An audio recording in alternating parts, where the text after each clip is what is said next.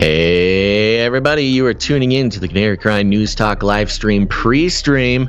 Yeah, we said we were going to start at 2 and it's only 2:07, so we're only a little bit late. It's okay, but we tried very hard to let you guys know when we were going to go live. Thanks for being here. Make sure to crow for the show. Propaganda Rooster is out and about. We'll see if he makes an appearance on the show.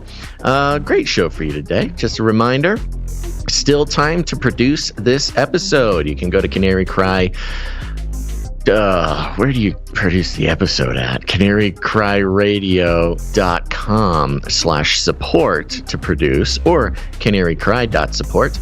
But you can always go to CanaryCry.Party as well to find all the links to all the resources, all the fun stuff that will connect you to the Canaryverse, and also equip you to live your life in a way that the lizard people will not approve of. Isn't that nice? All right. Well, it is Friday, so happy Friday, everybody. Make sure to, why don't you go ahead and share the show? Share the link out on the social media. See if you can trick any of your friends or family to tuning in live. Surely they will be just as confused as I am about what we're doing here. Now, we got a great show for you today. Make sure to stay hydrated. And I think we're just going to get going. Yeah, we got like 3 seconds. Here we go. Let's go. Let's go. Come on. Let's go.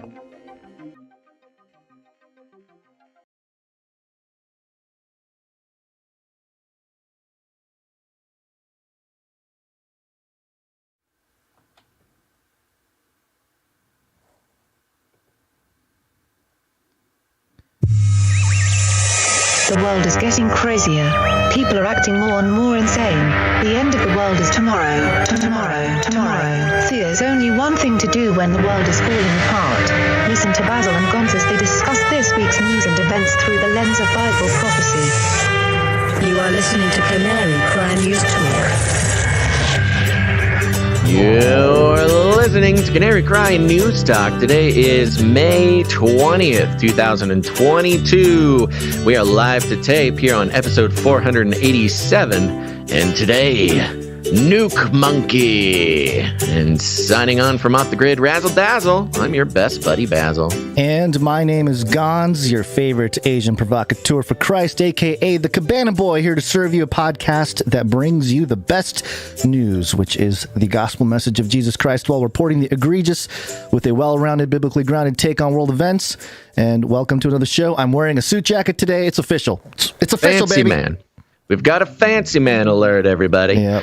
Well, let me tell you what to expect, folks. We are going to start out with our lead stories around monkeypox. Ooh. That's right. You thought it would just be a passing moment in the news cycle. Nope, there's a lot more to know about the old monkeypox. Then the robots are going to come get us. We're checking in with a couple of old timers. George W. Bush, of course, made a fun little gaffe.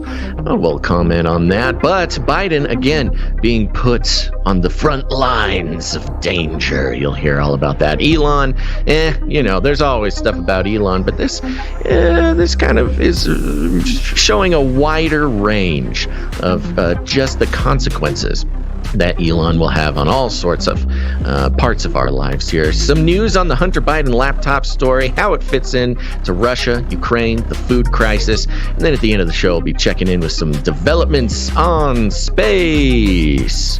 But before all that, Gonz, it's time to get into our lead stories. Yeah, we don't have a jingle yet, but we got some sounds. Yeah, it sounds like we should make a call out to the jingle producers. You know, we were on the COVID, we were checking in on COVID months before the mainstream was very interested in it.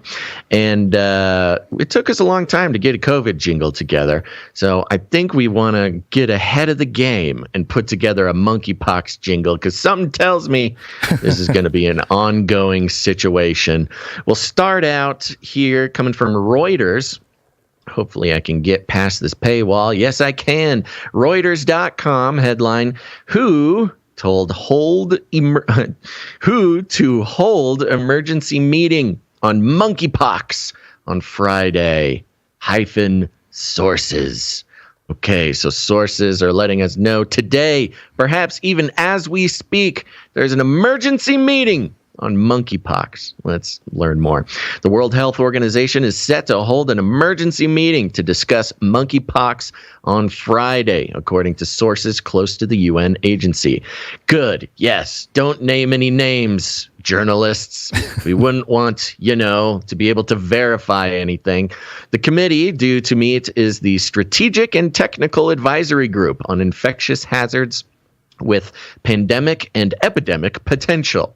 Ooh, it just rolls right off the tongue. The acronym for this is STAG-IH, which is weird, but okay. Which advises WHO on infection risks that could pose a threat to global health. More than 100 cases of the viral infection, which spreads through close contact and is usually mild, have recently been reported outside the countries in Africa where it is endemic, which I think is an interesting detail. It's already endemic in Africa. It's just something you live with, or live with the risk of, but because it's outside Africa, suddenly now the World Health Organization. That's what's funny about this. It's so racist. It's really interesting. We might come across the info a little later and somewhere with all this stuff we have, set for today for the monkeypox. Sure. But I think I read somewhere that anywhere from 100 to 10,000 cases are reported each year of monkeypox. So it's not like it's just a random thing. It's not new. Yeah, it's isolated in certain countries and stuff, but it's out now. It's a pandemic potential. Yeah, well, as far as the mainstream news is concerned, if anybody is catching it that isn't black, then it's news. Cool news organization, Reuters. Yeah. STAG-IH is not the committee within WHO that would suggest that monkeypox can be declared a public health emergency of international concern, WHO's highest form of alert, which is currently applied to the COVID-19 pandemic. Right. Yeah. It is a group of experts made up of scientists from across the globe and is chaired by David Heyman, a professor of epidemiology at London School of Hygiene and Tropical Medicine. Earlier today, a WHO spokesperson told Geneva Press Briefing that the agency was working to share information and organize technical meetings on the monkeypox outbreak. So the timing in regards to the WHO putting together an emergency meeting is fascinating. It almost seems like they're trying to make a bigger deal out of monkeypox than they ever have before, because you have the May 22nd vote coming up to, give them more powers to announce emergency situations across the globe. Right. And it's interesting that they mention here that this STAG committee is not the committee who would suggest that monkeypox be declared a public health emergency. That's because, they need to wait until they vote on their internal charter to allow the WHO to take over the world. Coming a couple days early, but it seems like a wonderful setup for Monday's vote. Sure. Or I guess Sunday's vote. Sunday's vote, yeah. I have a report here from ABC News. You want to hear a little bit more about monkeypox in mainstream media? Here we go. 106 doctors in at least 8 countries, including the U.S., are now treating patients potentially infected with the rare illness. Health officials in New York City are now looking into a possible case one day after a Massachusetts man became the country's first confirmed case this year. Doctors say some recent cases include patients who had no travel history to a country where the virus is endemic, suggesting community spread. Most times there have been outbreaks in Central and West Africa, like Nigeria, for example, and sporadic cases in travelers in the United States. Now, the U.S. government has reportedly placed a large order with the maker of a vaccine for monkeypox, purchasing enough for 13 million people at a cost of $119 million. There is an adapted vaccine for monkeypox, but the interesting thing is that if you've been vaccinated with smallpox, you get protection against monkeypox because it's really closely related. Initial symptoms for monkeypox are fever and chills. A rash and pus-filled lesions show up later. It typically spreads to people from infected animals like rodents, but it can spread through humans by sharing of any bodily fluid. Most of the cases under investigation right now are men who have had sex with men. I don't think it's really going to run rampant as opposed to smallpox, which is highly, highly transmissible. even the worst monkeypox so far, one average infected person only infects an additional either 0 to 1 other person. Doctors say the death rate from monkeypox is less than 1% in areas with high-quality health care. There you go. I mean, the numbers are kind of similar to a lot of the COVID stuff we've heard. So it's interesting because they're not less than 1% fatality. That's right. That's certainly, I mean, COVID is way less than 1% fatality. Yeah. According to Bill Gates, in his own words. So they're not really ramping up the fear yet, but it's sort of implied fear. It's almost like they can't really go right into the next thing. So let's just play with it. And it may not turn out to be anything. But yeah, it's possible. Yeah, because it's weird. There's just some weird stuff in there, man. Yeah.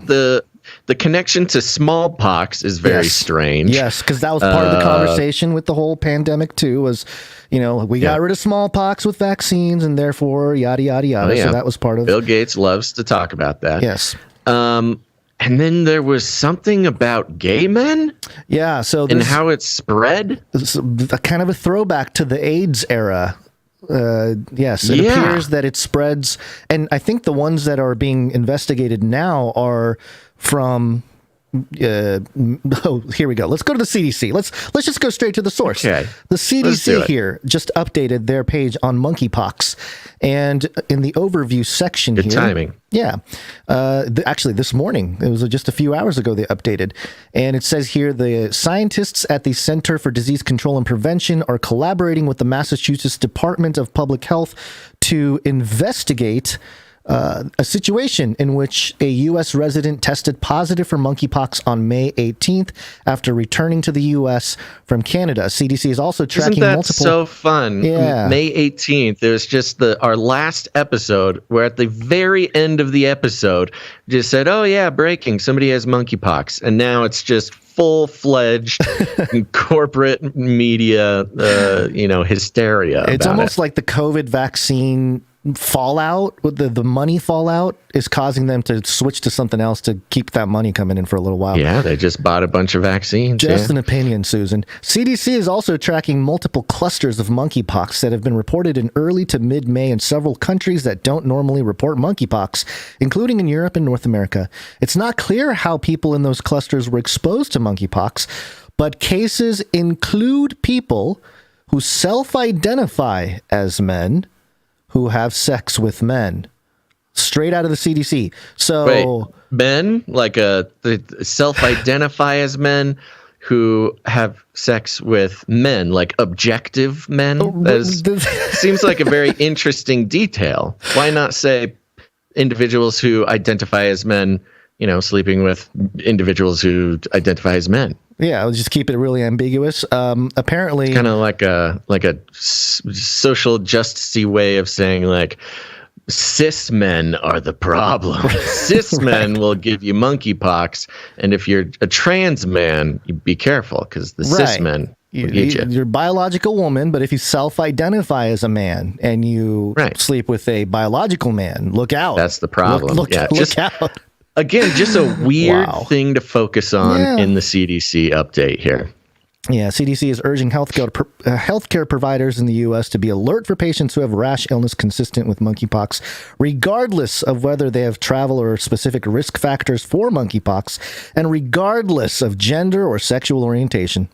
Why so much focus on the gender or sexual orientation? I have a theory.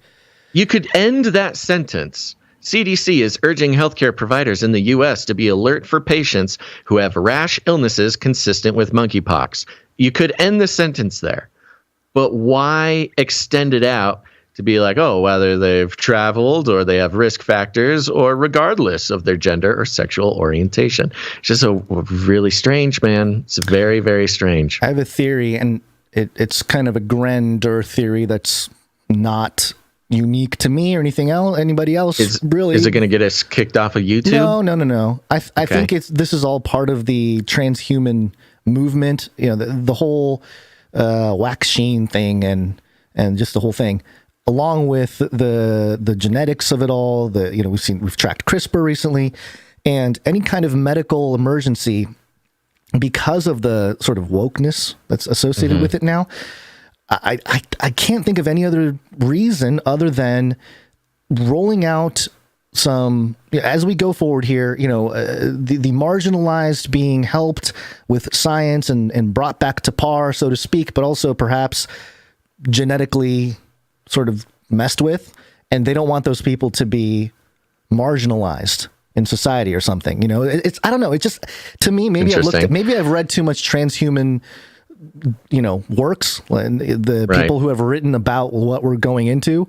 And so I see it from that perspective. But to me, anytime there is a medical institution or an international medical institution, or I guess U.S. in this case with the CDC, that continues to pick up on the woke concept and in connection to some kind of virus, genetics, vaccines, To me, it seems like a bit of a sort of social justice dog whistle, of course.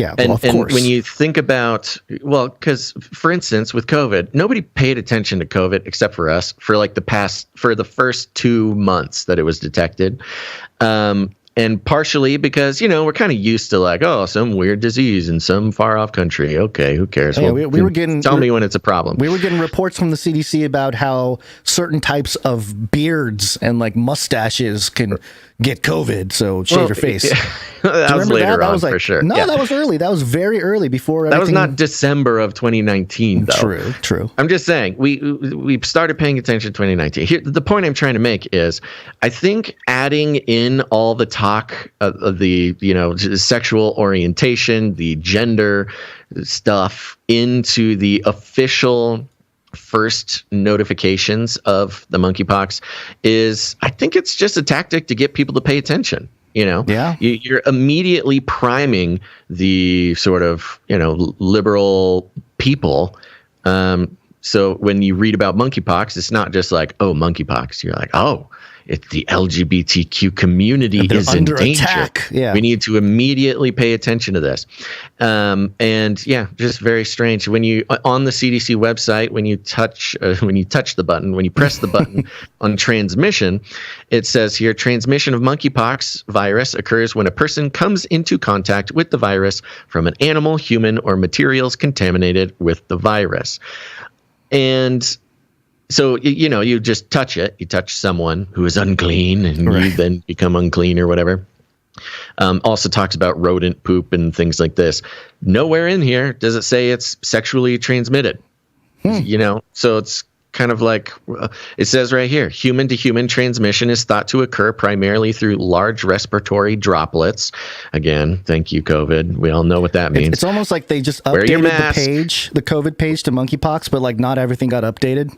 So there's language still there from COVID. Yeah, sure.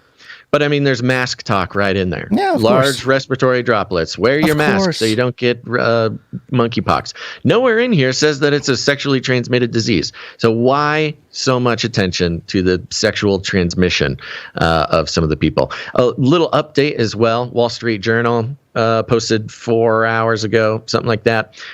Somebody in New York allegedly has monkeypox now as well. Great. Well, so we've got a case in Massachusetts and a case in New York.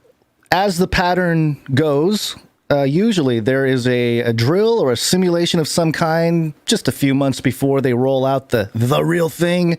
Oh, yeah. We saw this with the last COVID. Thing. Yeah, November. Project, whatever it was, 201. Event 201. Event 201, yes. It's a publicly known thing. We're not saying anything Susan doesn't know about already. Well, according to NTI.org, this is the Nuclear Threat Institute.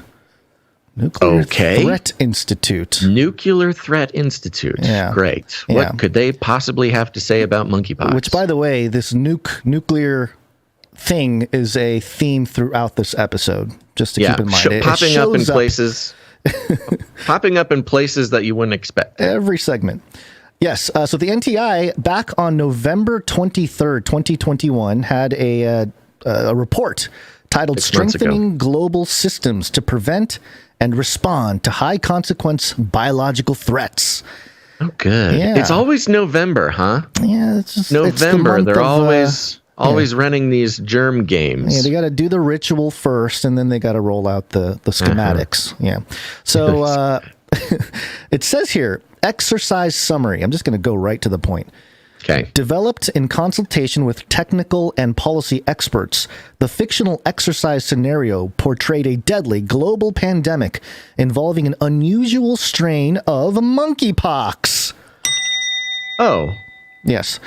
How convenient. Yes, it's wow, they're really whoever planned the exercise here really chose the correct germ to practice on back in November. Yeah, so this unusual strain of monkeypox virus that emerged in the fictional nation of Brinia and spread globally over 18 months. Ultimately, the exercise scenario revealed that the initial outbreak was caused by a terrorist attack using a pathogen engineered in a laboratory with inadequate biosafety and biosecurity provisions and weak oversight. What the heck? They just copied and pasted the Wuhan lab. Hey, it worked last time.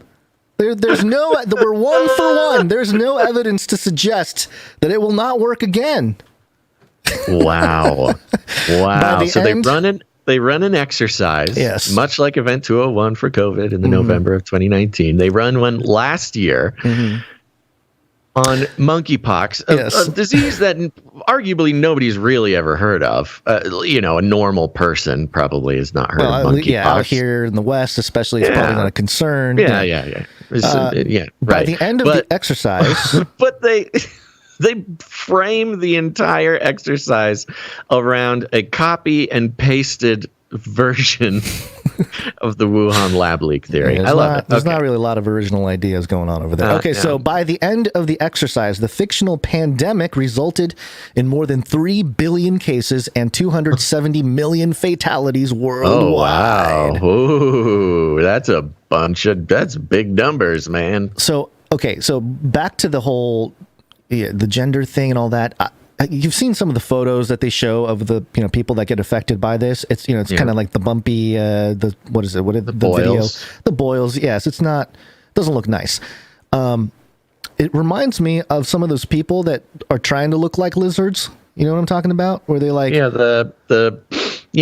they put stuff under their skin. People who get tattooed of scales, and then they put the horn implants and split the tongue, that kind of stuff. Yeah. So I am wondering if they want to make it cool, a fashion show. That's not nice. These people have a horrible disease. I know, but I'm saying because you don't want them to be victims of social stigma, and you don't want them to feel marginalized in this situation.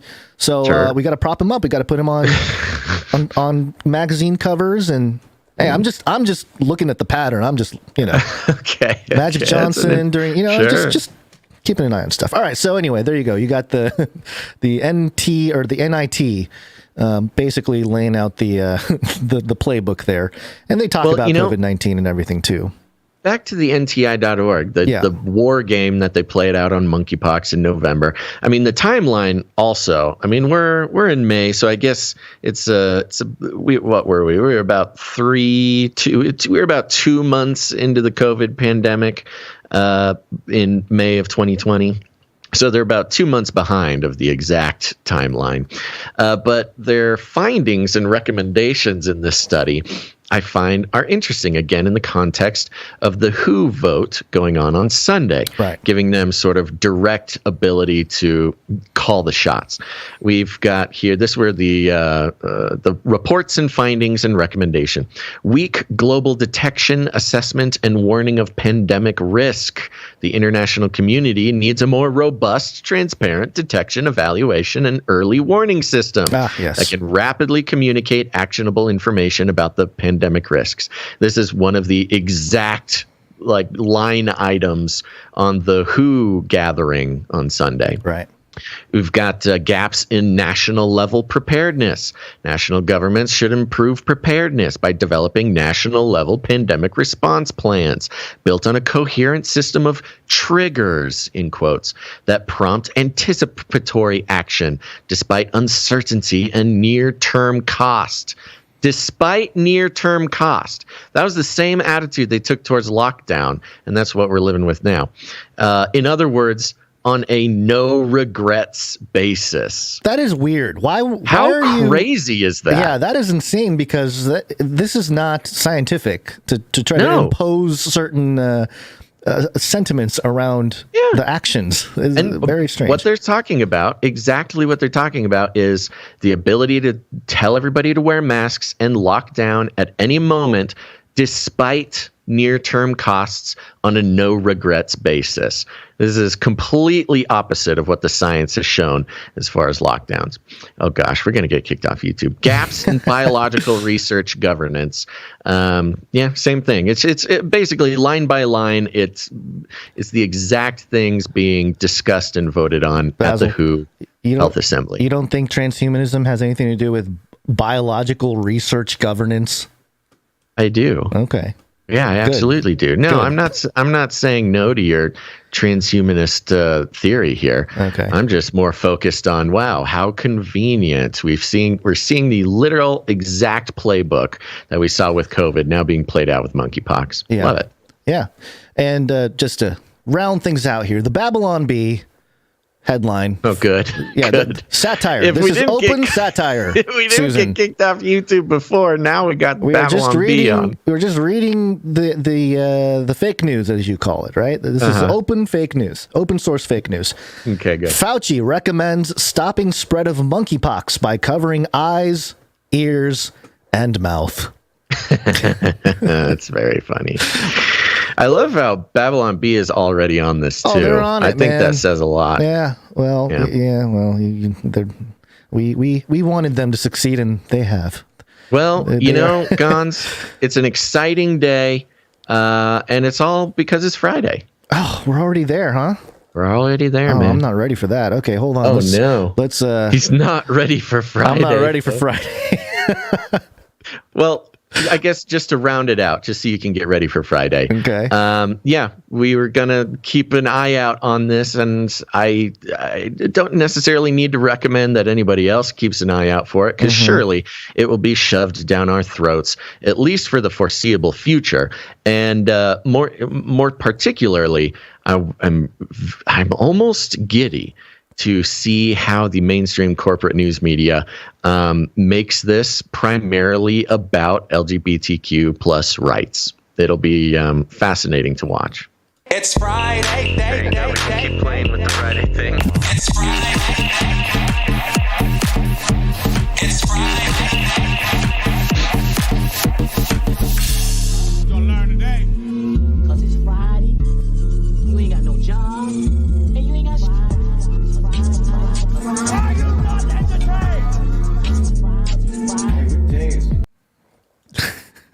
Every day's Friday. Every day's Friday.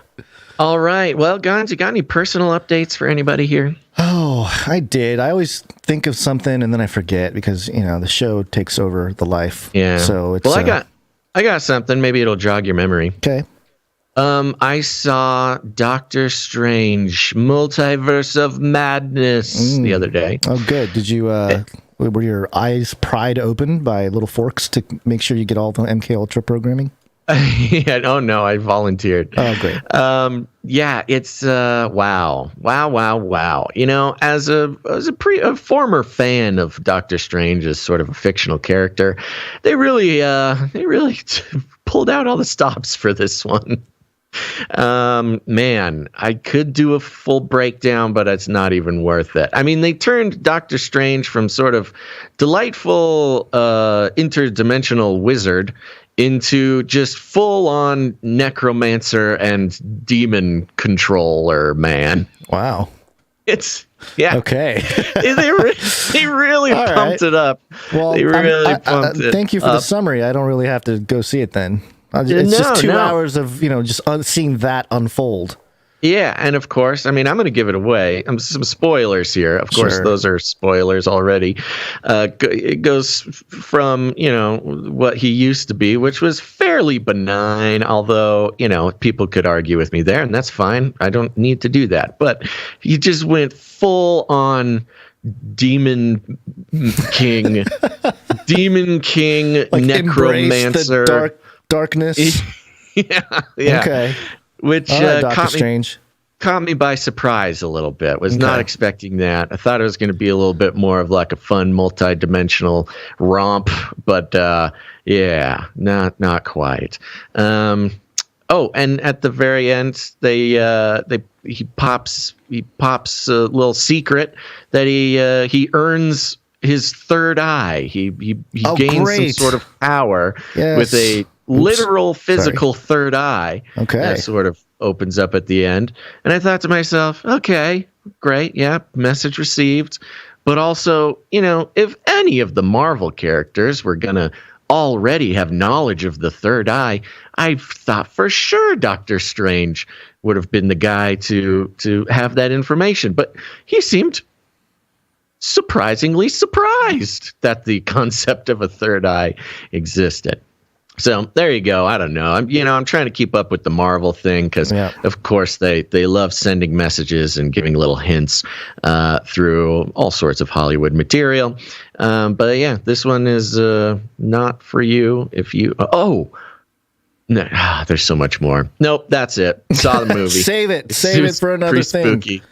I'll save it. Yeah. Okay. That remind you of some sort of I don't know, life experience you've had? The only thing I'll say is that for those of you who are viewing the live stream or the live to tape, digital video, whatever it is that we call it here, change the format of the set a little bit. And so the visual format of the show right now. Right. And so you'll see some switching over to ISO Basils or ISO Gonz. Some experimental things going on here. Some one shots, baby. We're making it a little bit more dynamic here. We're upping our game a little bit. Yeah, I can wag my finger at people. Yeah, that's right. That's you. And then wow, we're like a real show now. It's crazy. And I like it because the angle of our thing, it looks like under the chat, you and I are just gently holding hands. I want people viewing to just imagine that. Hands up. Hands up for Jesus, everybody. But, once you go down, there's no coming back. Oh, geez, Louise, Gonz. Yes, well, I hope everybody likes it. We're kind of playing around with things. Yeah. Speaking of which, we are on the value for value model, which is a simple model. You'll notice no advertising, no affiliate codes, no partnerships with platforms, no nothing, baby.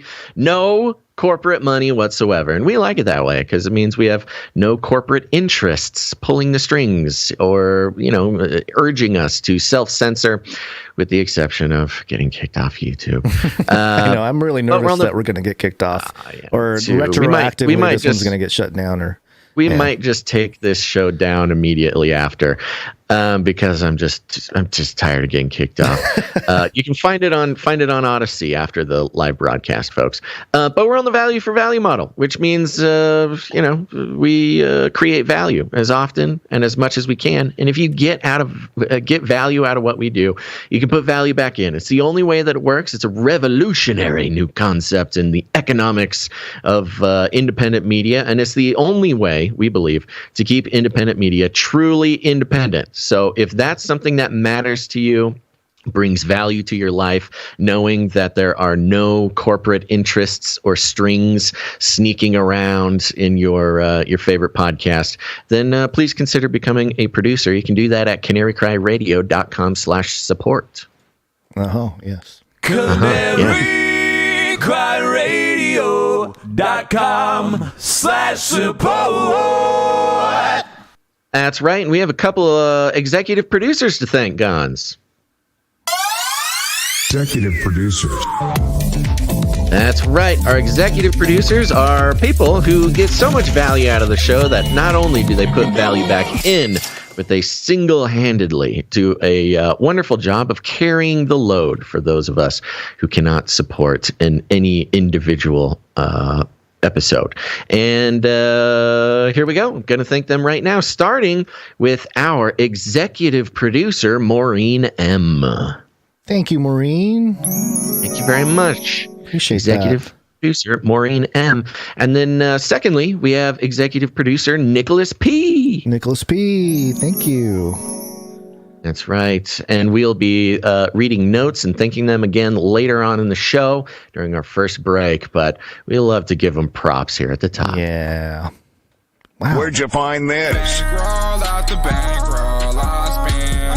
So a little natural lag on the stream deck today, but it's okay. I'll just press them early. It happens. Yeah, it happens.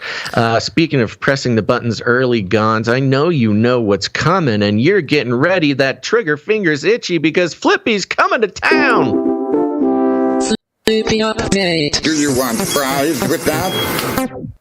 That's right, folks. Flippy is our colloquial name for the disembodied robot arms that are taking our jobs, enslaving our children, and flirting with our spouses. We use talking about Flippy as a way to explore all the new, fun, and exciting ways that robots are taking over the world and how there's nothing we can do about it.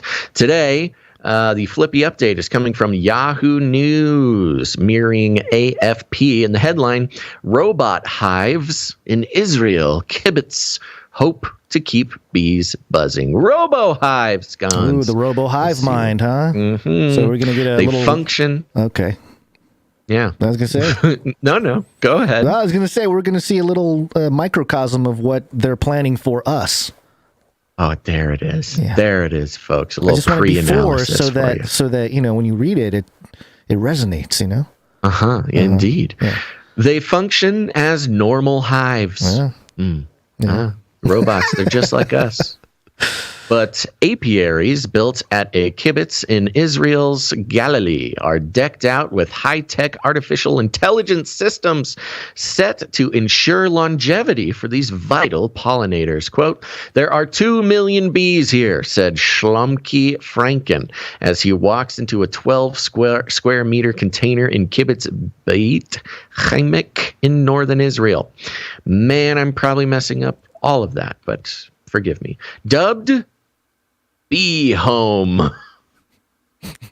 Not the scariest name I've ever heard for a robotic hive mind that's going to, take over the sort of base building blocks of our ecosystem, the bees.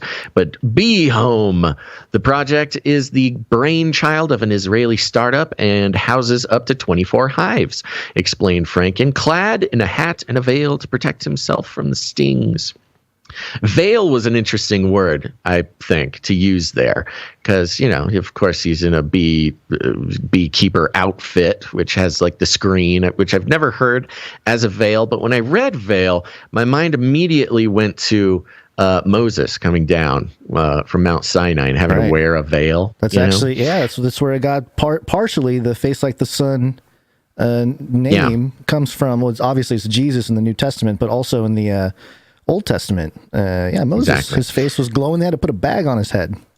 Yeah, fun little biblical detail there. The word used for his face shining could also be translated as he had protrusions from his face. Right. Some have depicted it as horns. Yes. So anyways, moving on.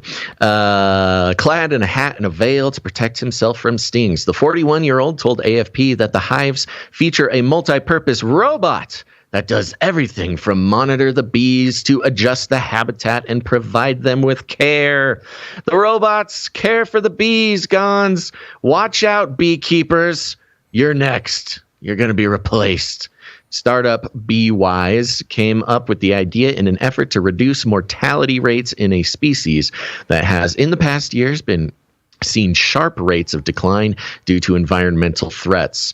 Artificial intelligence. Quote, the robot is equipped with sensors that allow it to know what is happening in the hive frames, said Natalie Harari, director of operations at BeeWise. Yes. I'm wondering if Natalie Harari is related to Noah, Yuval Noah Harari, a well-known technocrat and also Israeli author. Let me check. Well, they're both into artificial intelligence, so they have that in common at least. I would think maybe in the family. Want to do a little goog? You do a little goog? Okay. Yeah, keep I'll going. continue. You do a little goog. Quote, thanks to artificial intelligence, our software knows what the bees need. Oh, baby bee, I know what you need, beep, boop, boop. She explained in the workshop where the hives are assembled. The robots can automatically dispense sugar, water, and medication. If a problem comes up, the beekeeper is alerted through an application allowing for intervention remotely via computer or in person, if necessary. The hives operate on solar energy, have adjustable temperatures, eliminate pests, and can even extract honey automatically using an integrated centrifuge, Harari said. By the end of May, the startup hopes to be producing its own honey for the first time. The, quote, first honey in the world made with artificial intelligence, she enthused. For Franken, the robot is a tool for beekeepers, but doesn't replace them. Sure, Franken. We've heard it all before, my friend. You're not tricking us. Quote, they save a lot of time, he continued, because they allow him to do a lot of simple things remotely. About 100 of these high-tech hives are already functional in Israel, with a dozen others sent to the United States. Beewise is eyeing a foothold in the European market, etc., etc. And then it goes and talks about World Bee Day and how important the bees are. And indeed, the bees are incredibly important. And that's why they're too important to let all these filthy humans continue to try to care for them. We must let the robots take control of the destinies of the most important insects on the planet, Gonz.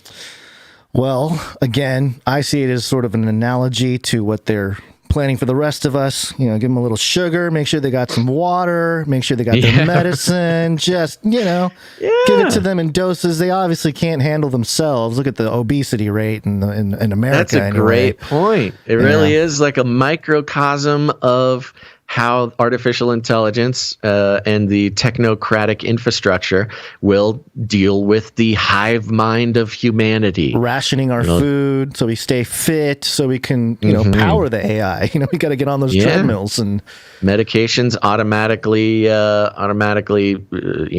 given, and the work of the bee's labor, the honey, automatically extracted through a centrifuge, which I think is interesting. We'll get a little metaphorical, a little abstract for a moment. The centrifuge is like a spinning thing, that separates out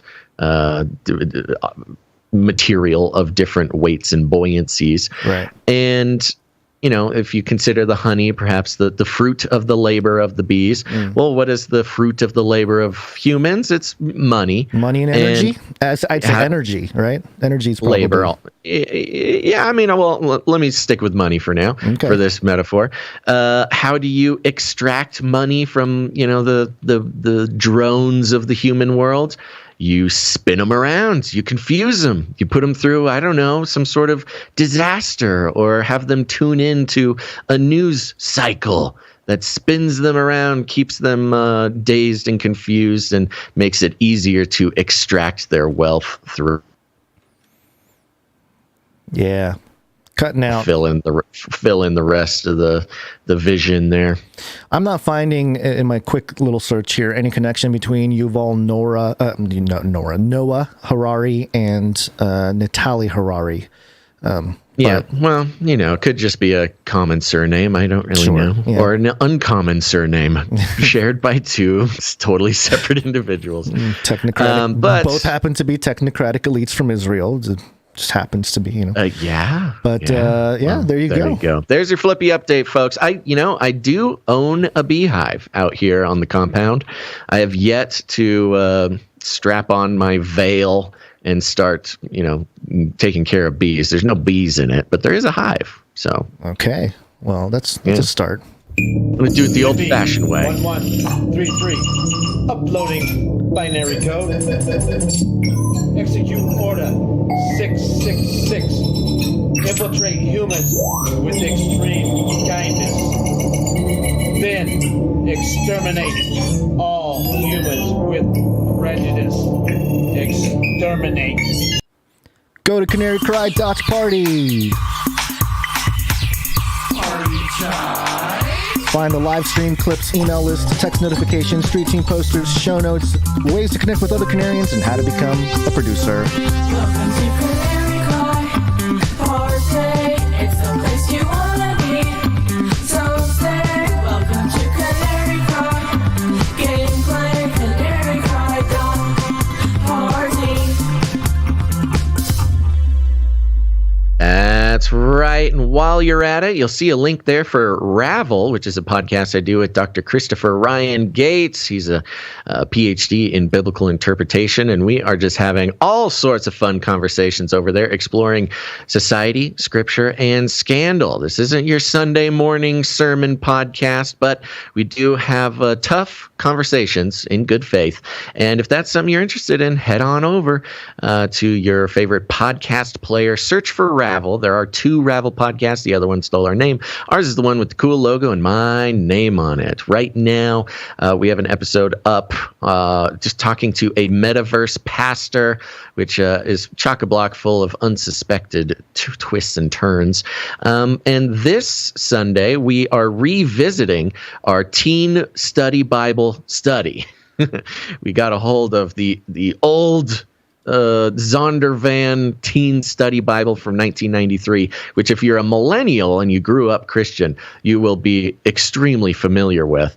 And there's all sorts of interesting things in there that we are exploring. This is our second Teen Study Bible study. And if you like the first one, you're going to love the second one. So there you go. Go check out Ravel. While you're at it, follow Canary Cry Clips channel on YouTube. You know the deal. It's shareable, careable clips of every Canary Cry News Talk episode coming out. You can revisit the information, share the information. It's a good time. And go ahead. Take out your phone. Take out your text message application and text the word Canary to 877-740-3226. That's 877-740-3226. If you text Canary, you'll be put on a list to receive our text message alerts, which is very helpful, especially when the big tech platforms don't want you to catch the show. So go do all that, and you'll finally find happiness and fulfillment. B M9 9 1. Repeat. B M9 9 1. Poly. It's Latin for many. Tick. They'll suck your blood. They'll suck Politics. your blood. Whee! Politics. All right, boy. It's time for the saddest clip I've ever seen. You know what? With all the preparation, I didn't even clip this thing, but I'm sure we can find it. Yeah, I know. It's so ubiquitous. Everyone has seen it, but I'll grab it. Do you want to? Yeah. Read the article. Sure, yeah. Well, we got an article that's coming from, this one is from Fox News. Are you doing the Fox? headline is, okay.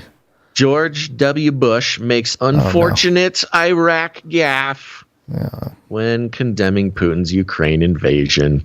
Former President George W. Bush made an eye-catching gaffe. It's a weird way to... Eye-catching, okay. Regarding Iraq, while condemning Russian President Vladimir Putin's invasion of Ukraine, Bush delivered remarks regarding the importance of democracy and threats to democracy in the U.S. and abroad. Long story short, he's reading the script. Yeah.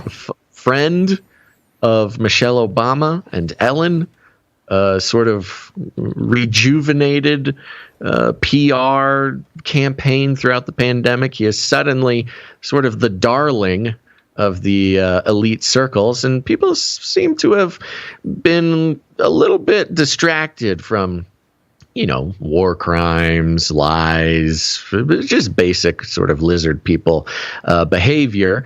But we were all sort of shockingly reminded of it during this clip. Mm-hmm. I'm still waiting for it to look. Hey, by the way, just real quick, this this feed I'm giving you of the Streamlabs, I think is slowing down a lot of my operation over you here. Think Are you so? okay if I? Yeah, you can take it away. Okay, It's are just you using it? Or is it helpful? It is helpful, but we'll figure it out later. I can use my normal monitor system. Okay, because I think this it's clogging up the No, the we don't pipes want to here, clog so. up anything. We gotta up your internet connection over there at the office. Yeah, we'll figure it out. Okay, so here's a version of it. Hopefully, let's find out. Let's see. All right, come on, Twitter. There you go. We got some lag. We got the spinning wheel. It takes us 2 hours just on show days to prepare all of the bits and pieces that go into making the show possible.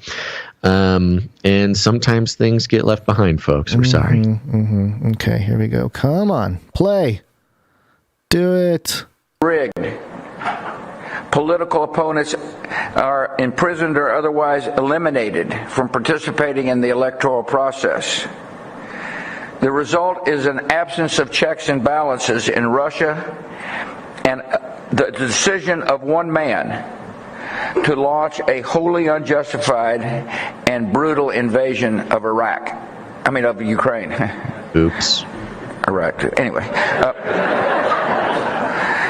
75. Here's the Good so save. contrast. Good save. I Good suppose, save. yeah. He's 75 years old, sort of horrifyingly younger than our current president.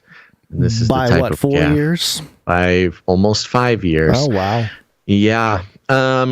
So this has really got me torn up a little bit, because on one hand, it was funny, I guess, and he saved it. He did, but it's funny according to the group that he was there, like to his audience. He kind of saved the moment, but that moment of silence when he basically admits that his role in starting our war with Iraq, and of course Afghanistan's included in there, admitting to war crimes and all the horrible things that are being levied against Putin, the hush that falls across the crowd before he mentions how old he is really horrifying, because he's filled with a room of people who are more or less also complicit in what happened in Iraq and Afghanistan during the Bush administration. And to a degree, we were all sort of complicit in it. The manufacturing of consent was very effective. There was over 70% of the U.S. population, agreed with going to war. Yeah, in favor of going to war. Not that that's necessarily our fault. The independent infrastructure that would be the early sort of warning or alarm bells to identify the manufacturing of consent, i.e. our show and shows like ours, is significantly more robust now than it was in 2003 or so when the war started. But it just really is sort of horrifying that war criminal George W. Bush can admit to crimes and then make a joke and everybody laughs it off and we all move on. Well, I think it's a reminder for a certain generation, probably our generation, the same sort of thing that the next generation will have with COVID and, a lot of this stuff going on, Ukraine, Russia. It's I don't know, in the context of trauma-based mind control, a lot of that trauma post 2001 was, it's tied in with war and all this stuff. And then the realization, because there was a huge awakening after that, especially in the military. I haven't met anybody in the military who was part of the military at that time who is like, yeah, we were completely lied to. We had no idea why we're in Afghanistan. Like, we had no idea. We're just fighting because we're told to fight, And so there's a big change in that regard. And so to be reminded of that in this moment in time is, I don't know, it's like opening old wounds, it's like a little throwback. Extremely relevant. It's painfully relevant. It's painful, right. Yeah. So Yeah, so I think it came at a good time. At least opening up the opportunity for people to take a second and talk about how effective the manufacturing of consent was back in the early 2000s. Many young people nowadays who are sort of, a coming of age, the Gen Zs, didn't go through that. They have no life experience with what happened. And the millennials, of course, who are just coming of age, just being able to kind of understand the world. Something is wrong. That's what a lot of that was an awakening. Something is not right. Yeah. I mean, that whole thing was an awakening for an entire generation, and that was before the internet was what it is today. Yeah. So anyways, there you go. That happened. Think about all that happened. Think about this. All of that happened. Iraq and everything in the 2000s before the iPhone.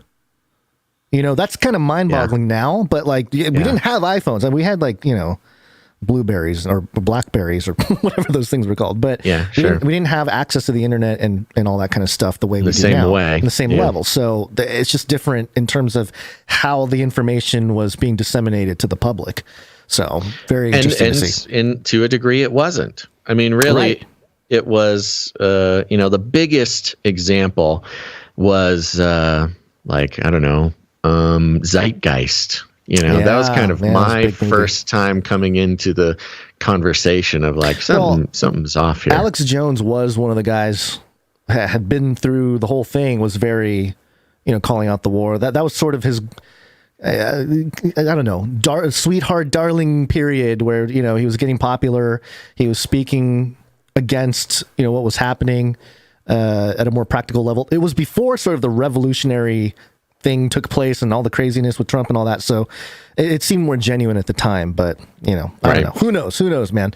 But you got anything else on this Bush thing, or are we ready to move on? I say we move on. Our older, more vibrant president, Biden. Got hairy legs. This is from CNN.com, and the headline is Biden arrives in South Korea with worries growing over possible North Korean missile test.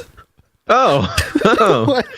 Yeah, no, I love this. They love doing this to Biden. There's an extremely dangerous situation. You want to go be right next to it, old man?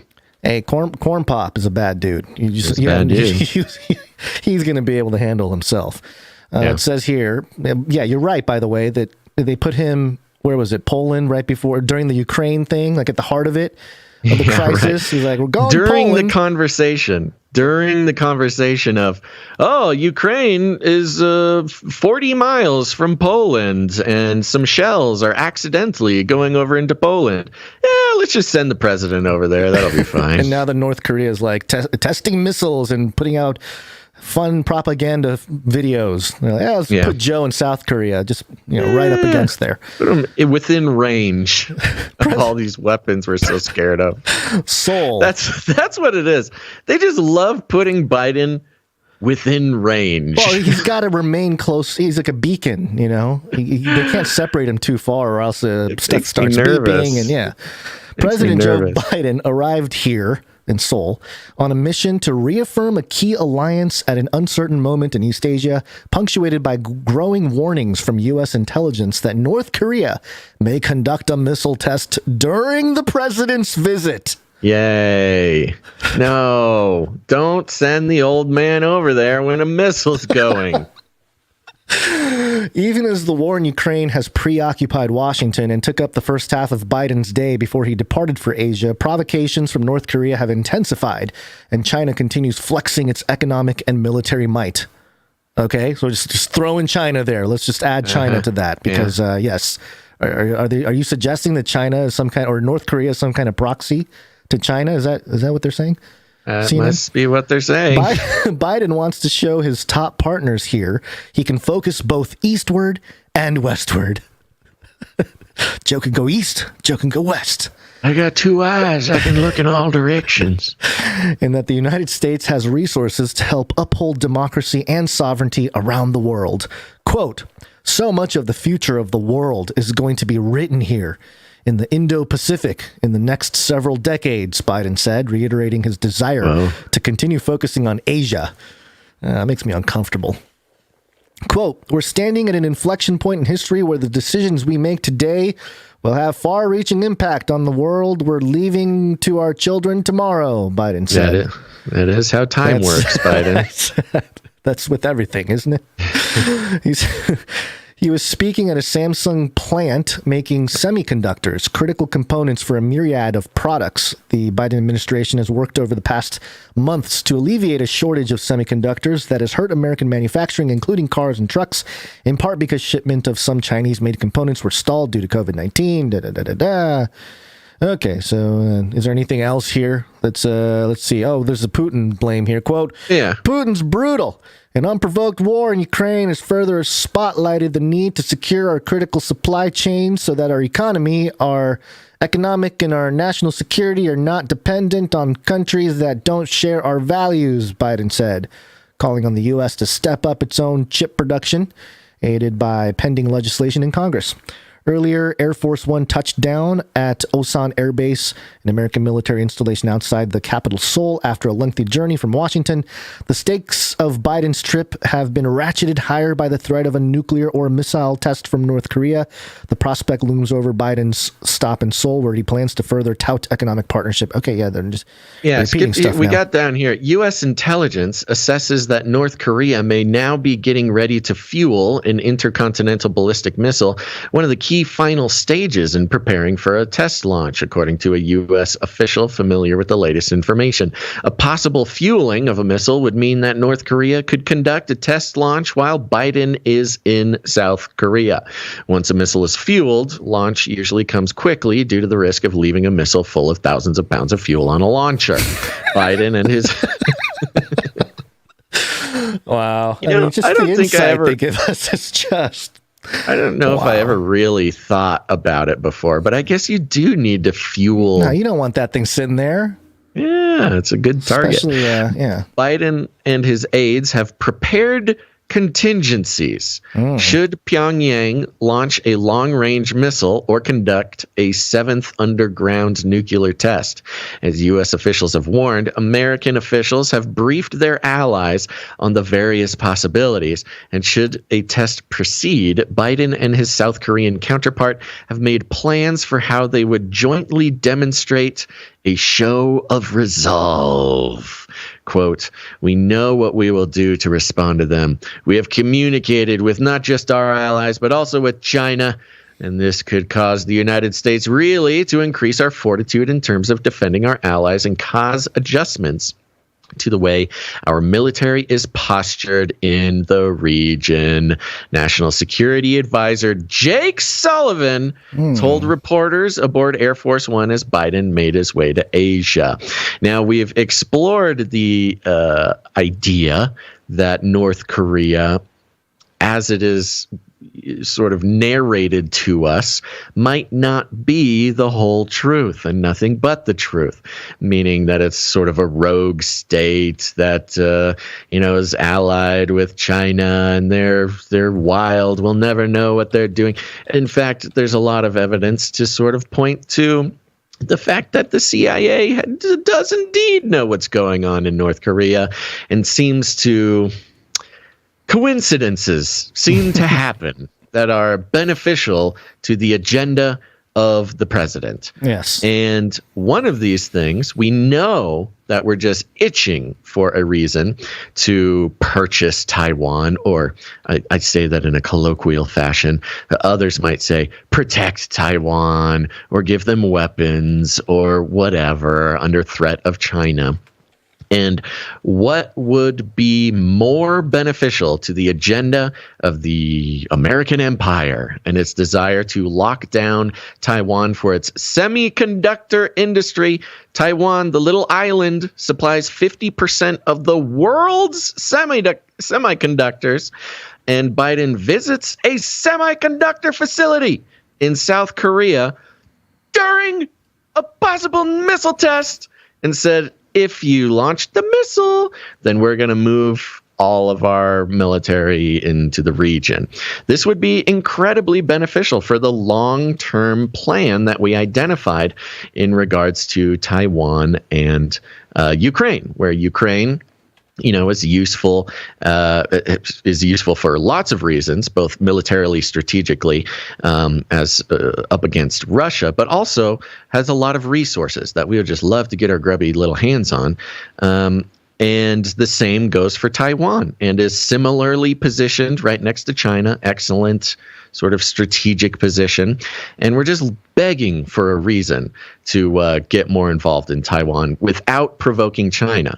And the perfect way to do that would be to manufacture a provocation from North Korea, an alleged ally of China. And that would start it off. Then, he said himself, hey, I want to be here. I want a bigger, presence. I can look to the east and the west. I got two eyes. And I think this is going to happen sooner than later. I think I think you're right. I think we're going to move in any day now. Yeah.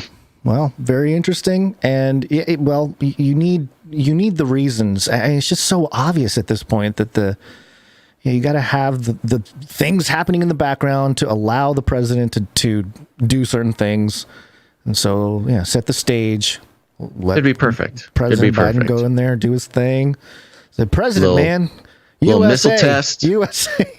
A missile test with the president in range is enough of a provocation to mount a full-scale involvement in the East, mainly Taiwan. I'm waiting for when the UFOs stop the nuke, and then Biden speaks through, or he's becomes a speaker for these aliens. He's like glowing and hovering. That's what I'm waiting for. An interdimensional ambassador. Yeah, just the Biden's. He's gets lifted to become some kind of prophet. Sure.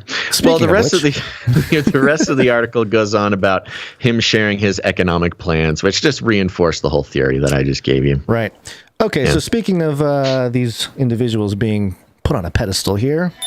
You are already sort of a cybernetic symbiote. Neural nets are taking over from regular programming. So you are connected.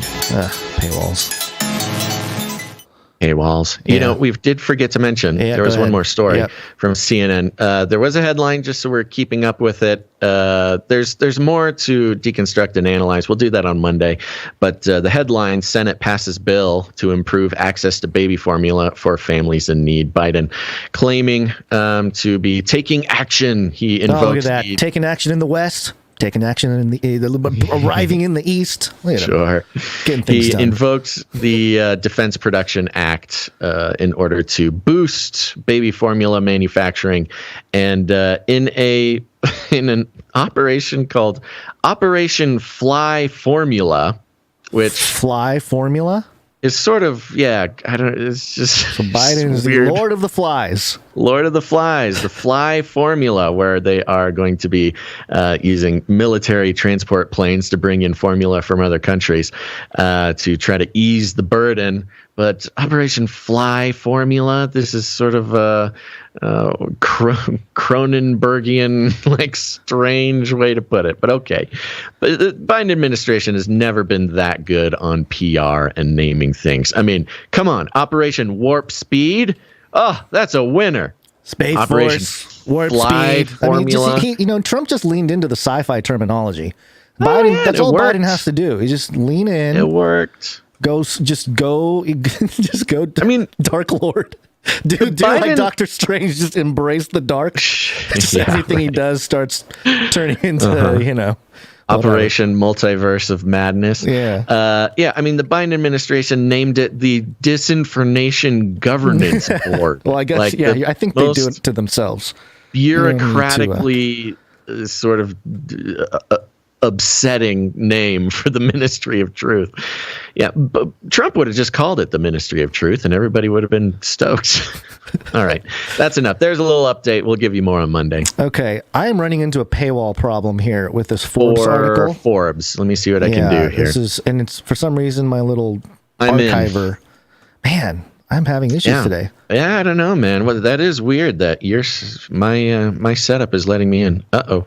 Nope. Yep. Still in. Okay. Here we go. All right. This is coming from Forbes.com. Elon Musk bites the hand that fed him by bashing California and Democrats. There's a lot of things happening on the Elon front. Yeah. Oopsies. Here it goes. In the weeks since Tesla CEO Elon Musk began his gambit to acquire Twitter, he's grown comfortable voicing partisan political views, usually on the social media platform he covets. Okay. You mean the one he's purchasing? Including insults aimed at California, President Joe Biden, and the libs. Musk now plans to vote Republican, he says, joining a party that derided him in the past as a crony capitalist who benefited from Democratic policies, but now sees him as an ally. By the way, just real briefly, the fervor, or at least maybe it's died down a little bit, but for a few weeks there, the Republican Party was having a party. Taking on the red team. Well, it's, he's just saying it's a which is free he's a speech. Mars guy, so he's got to go red, right? He can't go blue. Come on, red pill. This is the whole thing. I do want to point out, and this is something that the media is not doing a great job of doing. Mm-hmm. He says he's going to vote Republican. Mm-hmm. Yeah. Voting Republican does not mean that you join the party. Right. And they're sort of talking about both as if they are synonymous with one another. Well, which he's is just so powerful. He's the world's richest man. Gotta put him in the right context. It doesn't change anything. It's erroneous to say that if you vote Republican, you're joining the Republican Party. A Democrat can vote Republican and still be in the Democratic Party.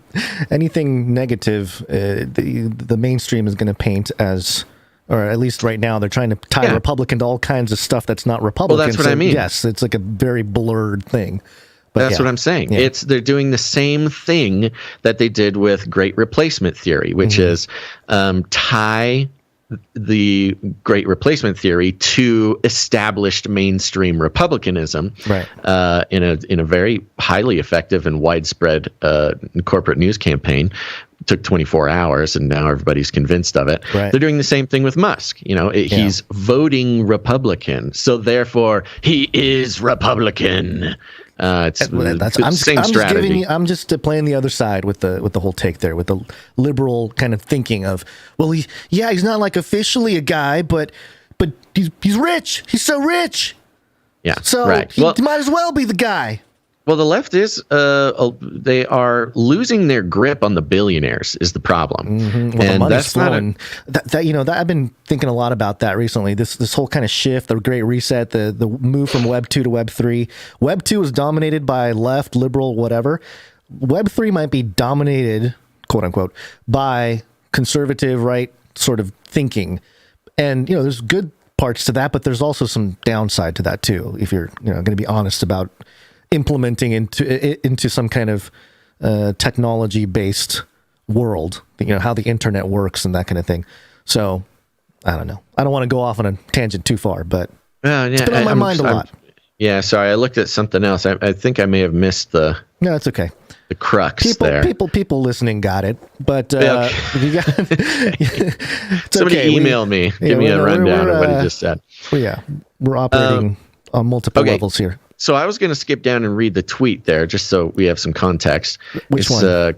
I'm not in the article. I only have a screenshot of the headline. So, okay, then I'll take it. I don't know if you had anything particular you wanted to point out here, but they kind of chronicle Elon Musk's drift to the right, moving his headquarters to Texas and doing this and that. It's all quite boring. But here's the tweet. It says, In the past, I voted Democrat because they were, in parenthetical, mostly, the kindness party, he tweeted Wednesday after Tesla was dropped from the S&P's ESG index. Quote, Oh, that's right. But they have become the party of division and hate, so I can no longer support them and will vote Republican.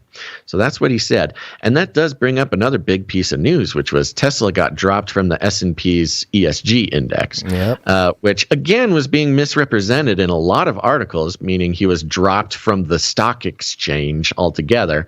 which is not how any of that works, but the S&P's ESG index, which is kind of the gatekeeping financial grouping for the Great Reset. You got to make it into the ESG index to be available for all the big ESG investment. California bashing from naturalized American Musk. Before we move on, that tweet, by the way, from Elon Musk, this is what it said. Exxon is rated top 10 best in world for environment, social, and governance, ESG, by S&P 500, while Tesla didn't make the list. ESG is a scam.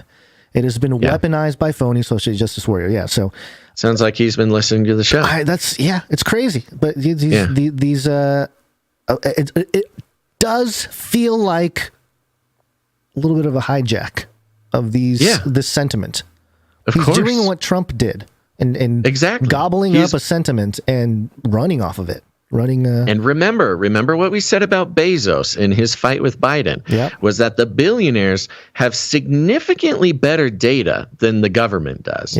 The government relies on all these think tanks that are filled with corrupt lizard people. They're dependent on these telephone polls by these old sort of legacy polling companies. And we've seen how ever since 2016, the Washington polling apparatus has pretty much led all of Washington astray. Well, now coming up on 7 years almost. Starting with, of course, all the polls that said, 90% sure that Hillary's going to win or whatever. But these billionaires, the point being that they have access to data just by means of purchasing it and not having, sort of public interest problems with purchasing data. Whereas if the government sort of like went and purchased data, they'd just get hammered by, I don't know, just Rand Paul or something. These billionaires, and this is how they stay in power, is they read, I was going to say they read the tea leaves, but they don't. They have the data. They buy the data. And we've seen both Bezos and both Bezos and Elon move with the public sentiment. And that's what they do. Who started the trend is Trump in the last decade. He started this movement of capturing this sentiment and not just profiting. It's true. What is the word? Oh, no. What is the word? The word...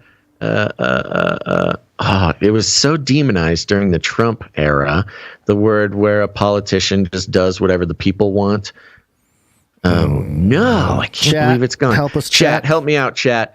Help me out, chat. Well, anyways, I cannot believe that I forgot the word. The word is means that they populist. Thank you, man. Populist is Adam 42 gets a prize. Populist. This idea of populism being a bad thing cropped up during the Trump administration because it's easier than ever to become a true populist because all you got to do is buy all the data, look at the data, and just do whatever the data says. What the data says is what the majority of people want. And Elon, Bezos, Trump before them, it's an incredible way to position yourself as a politician. However, it does have sort of a dystopian technocratic sort of horror that fills me when I consider that it's that easy. But obviously that's what Elon's doing as well. And I'll finish up real quick. This one kind of ties the whole idea together.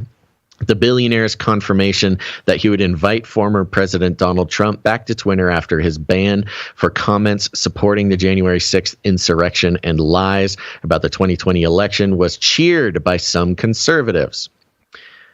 Likewise, Musk's intention to make the platform welcoming for controversial views in pursuit of an absolutist view of free speech, which is not true, but okay, has boosted his popularity among outspoken politicians and commentators, including Representatives Marjorie Taylor Greene and Matt Gaetz and Fox News's Tucker Carlson. You mean bad people? White supremacists is what Forbes is saying.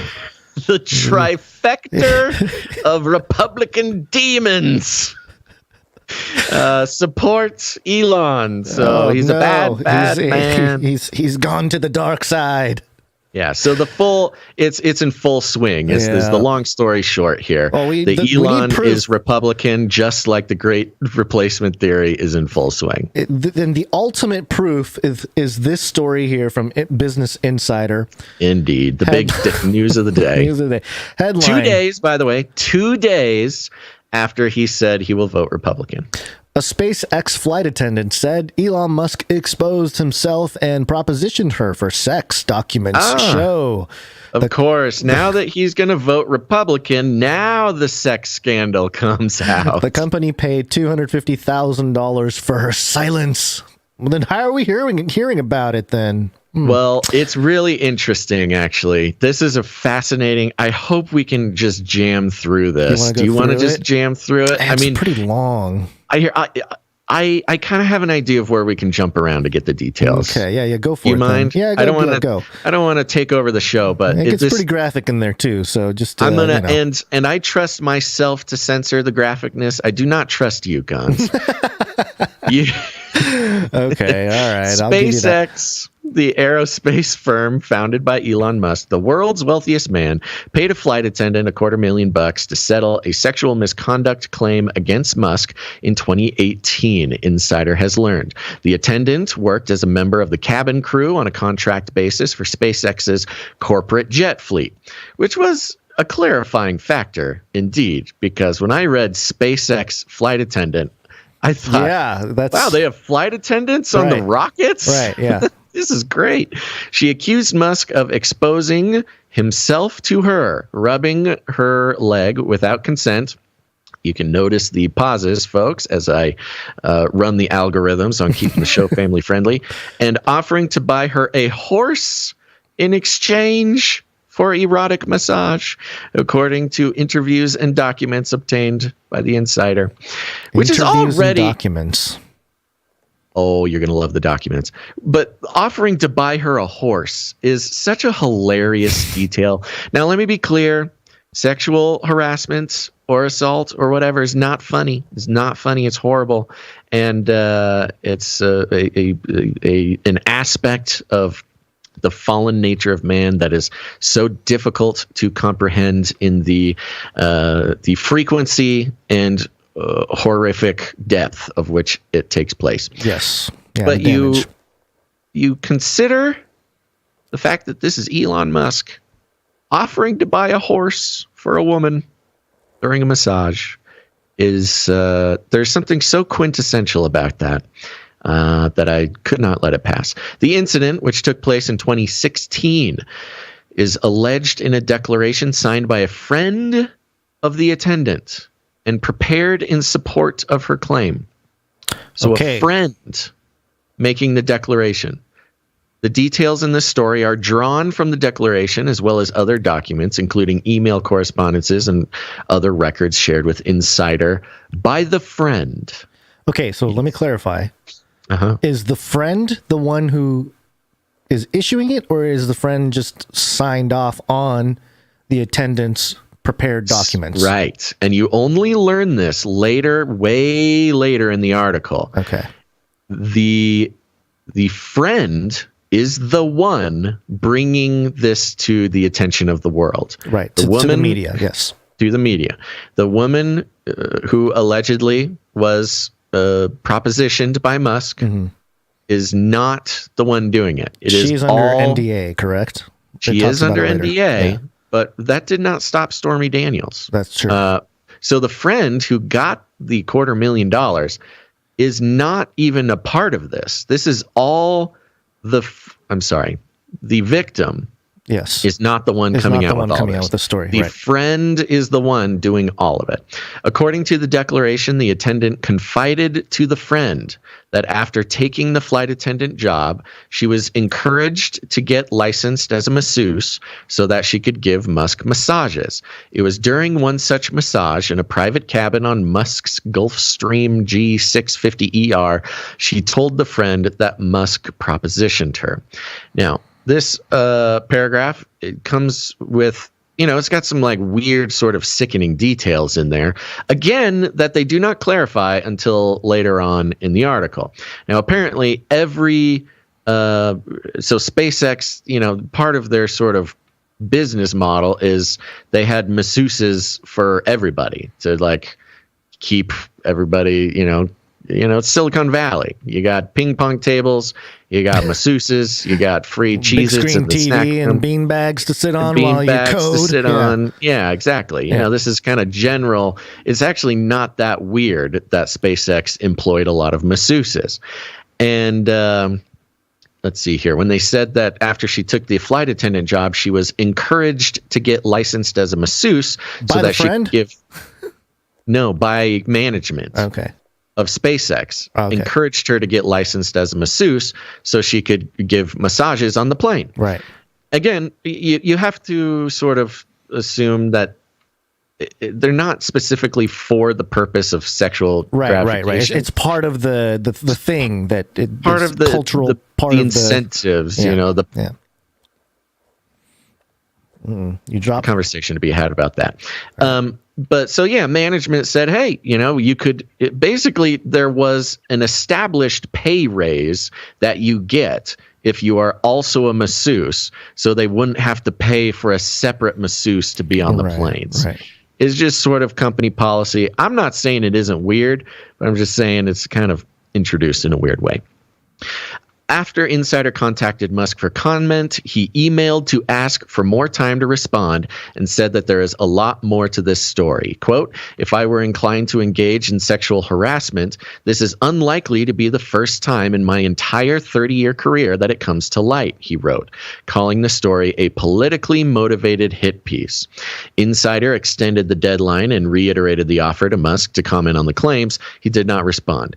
Reached via cell phone, SpaceX Vice President of Legal, Christopher Cardacci, said, quote, I'm not going to comment on any settlement agreements. SpaceX did not respond to request for comment to its general media contact email address. The flight attendant told her friend that the billionaire SpaceX and Tesla founder asked her to come to his room during a flight in late 2016 for a full-body massage. The declaration says, again, the friend's declaration. When she arrived, the attendant found that Musk, quote, was completely naked except for a sheet covering the lower half of his body. Which, written in an article, sounds pretty salacious, but for those who are in the masseuser industry, that's a pretty normal thing to do. Most massages are done that way. During the massage, the declaration says Musk exposed himself and then offered to buy her a horse if she would do more. Then it says here, referring to the performance of sex acts. The attendant, who rides horses, declined and continued with the massage without engaging in any sexual conduct. I think it's kind of weird detail that they just said, why would they? Yeah, that's weird, right? I mean, it's like, oh, she loves horses. She rides horses. And she was exploited. Her love of horses was exploited. That's exactly Elon. What's being communicated. Like, oh, Musk, do you love horses? You do? Oh, just like that. Well, I'll give you a horse. Can you imagine if somebody exploited you for your love of horses? That's what Elon did here. Yeah, exactly. Anyway. So there's sort of like a power dynamic issue, which there is. There definitely is. Yeah. In an interview with Insider, the friends described the attendant's allegations in more detail. She spoke on the condition of anonymity, citing fears for her personal safety, but Insider is aware of her identity. Insider is also aware of the flight attendant's identity, but it is not naming her because she has claimed to be a victim of sexual misconduct. She hasn't claimed. Her friend has claimed it, but okay. She declined to comment for this story. Quote, and I'm going to stop there because it gets a little wild. Yep. Where is there was a part of this. So first of all, tell me what you think about that while I find this other segment. Yeah, I mean, I don't know. You've been pointing out some of the more important parts, but yeah, this is as we go. Obviously, this is not in defense of Elon if he had anything to do with this type of activity. number one, it wouldn't surprise me, but also if he paid them off or whatever, does it even matter at this point?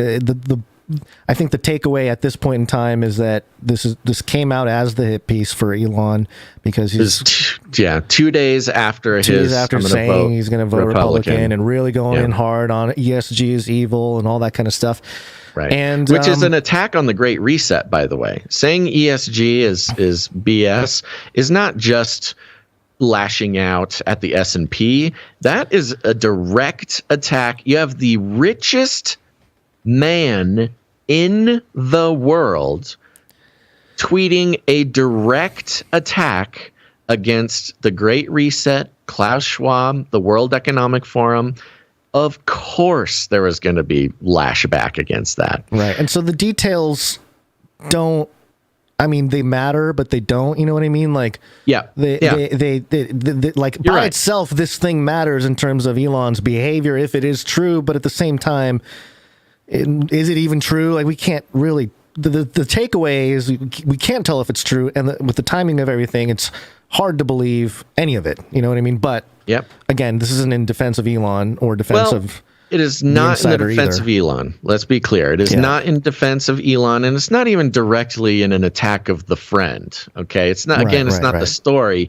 It's the mainstream corporate media strategy. Yeah. It's the bigger play that's going on here, and because on one side, billionaire getting massage asks for a little more in his private jet. Yeah, it's gross, but it's not surprising. Like there's.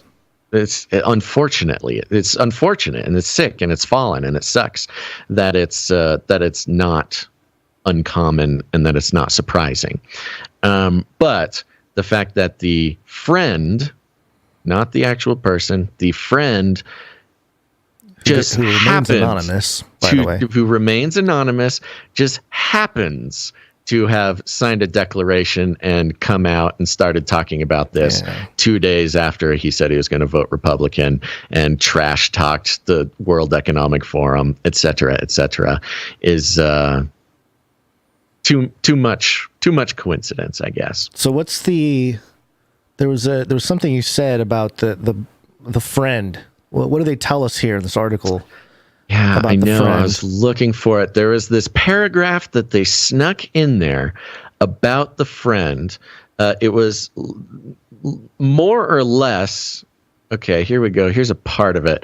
Non-disclosure agreements are crucial components of. Okay, so it breaks down the problem with non-disclosure agreements. And this movement, and there was a law or two passed back during the Stormy Daniels thing, where especially in California, they outlawed non-disclosure agreements when it comes to sexual misconduct. And this actually happened 2 months after Elon, after this event allegedly happened.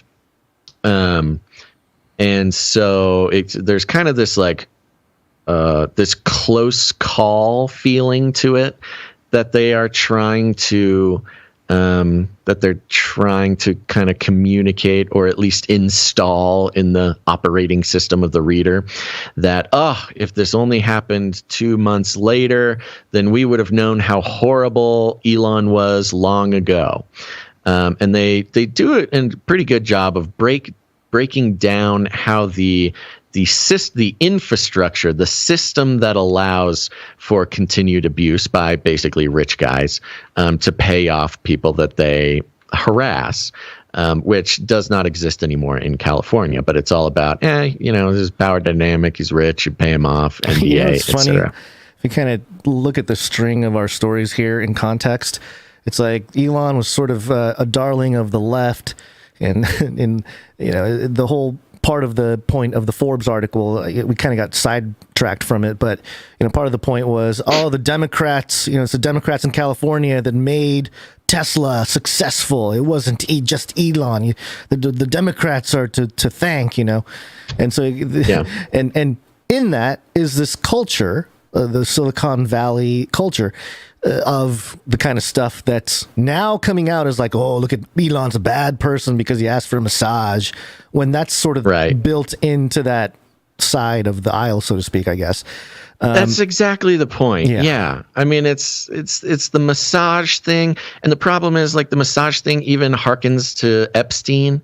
You know, a lot of the Epstein stuff was done in the context of massage, so it's very inflammatory. And it's just built into the elite structure. I mean, that's just what it is. And it's really weird, and it's no surprise that Elon would take part in that in whatever way he did, if the allegations are true. I mean, he paid the woman. The payoff specifically with the NDA was to not be sued and to not talk about Elon or SpaceX or anything.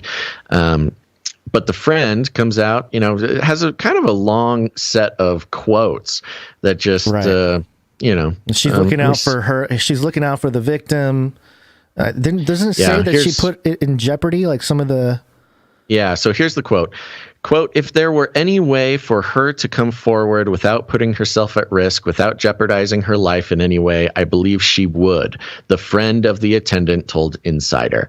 So she's not even saying, like, the friend asked me to do this or whatever. It almost sounds like the friend is doing this without the victim's consent.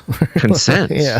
That's the weirdest part, because it doesn't even sound like she's talked to the victim about it. If there were a way for her to come forward without putting herself at risk, without jeopardizing her life in any way, I believe she would, the friend of the attendant told Insider. So let me put you in risk and danger by telling the whole world about what happened.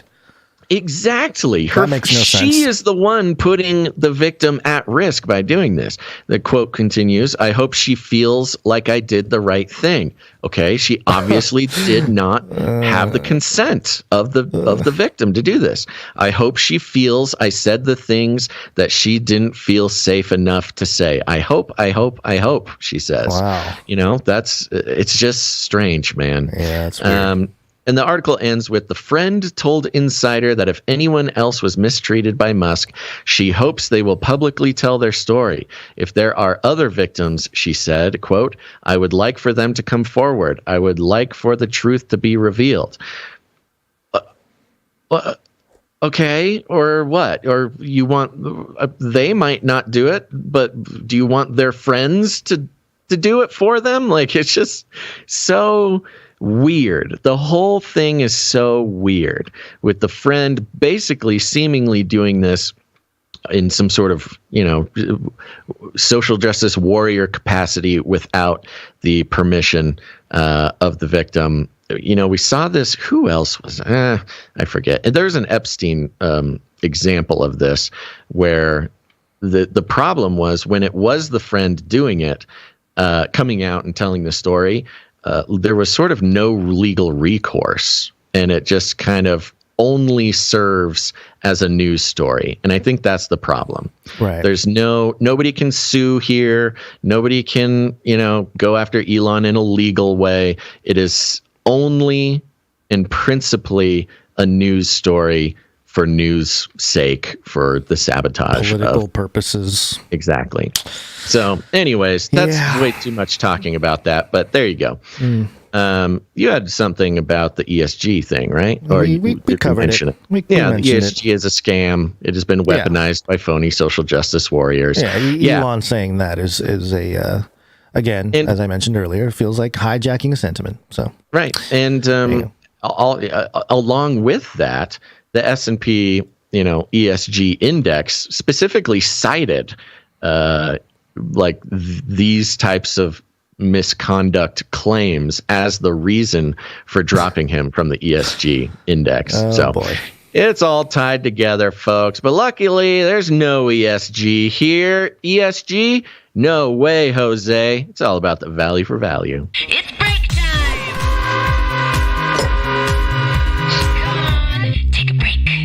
Come on, take a break. That's right. We're going to take a quick break. So take a breather. Everybody take a couple of big, deep breaths. We got to relax, and we got to hear about the value for value model. You may notice no advertisements, affiliate codes, no partnerships with any platforms, no corporate money whatsoever. That's because with corporate money comes corporate incentives or corporate agendas or corporate standards. And this show has no corporate standards. That's obvious, folks. They wouldn't let us anywhere near a television station, and that's okay. We're on the value for value model, which means we create value 3 times a week, and we try to even do it more than that. And if you get any value out of what we do, the community, the message, the deconstruction, the analysis, or if you're hearing things for the first time, whatever the case may be, whatever value this show brings to you, you have the opportunity or the responsibility to come on board the value for value model and put value back in, because it's the only way that it works. And it's uncomfortable to sort of present ourselves 3 times a week as a program that would not survive unless the listeners turn into producers, meaning that they support the show in one of 3 ways: with their time, their talent, or their treasure. And the fact of the matter is that it's true. Because if we did not have the support of listeners like you, we would not exist. And if the support stopped, we would not last very long.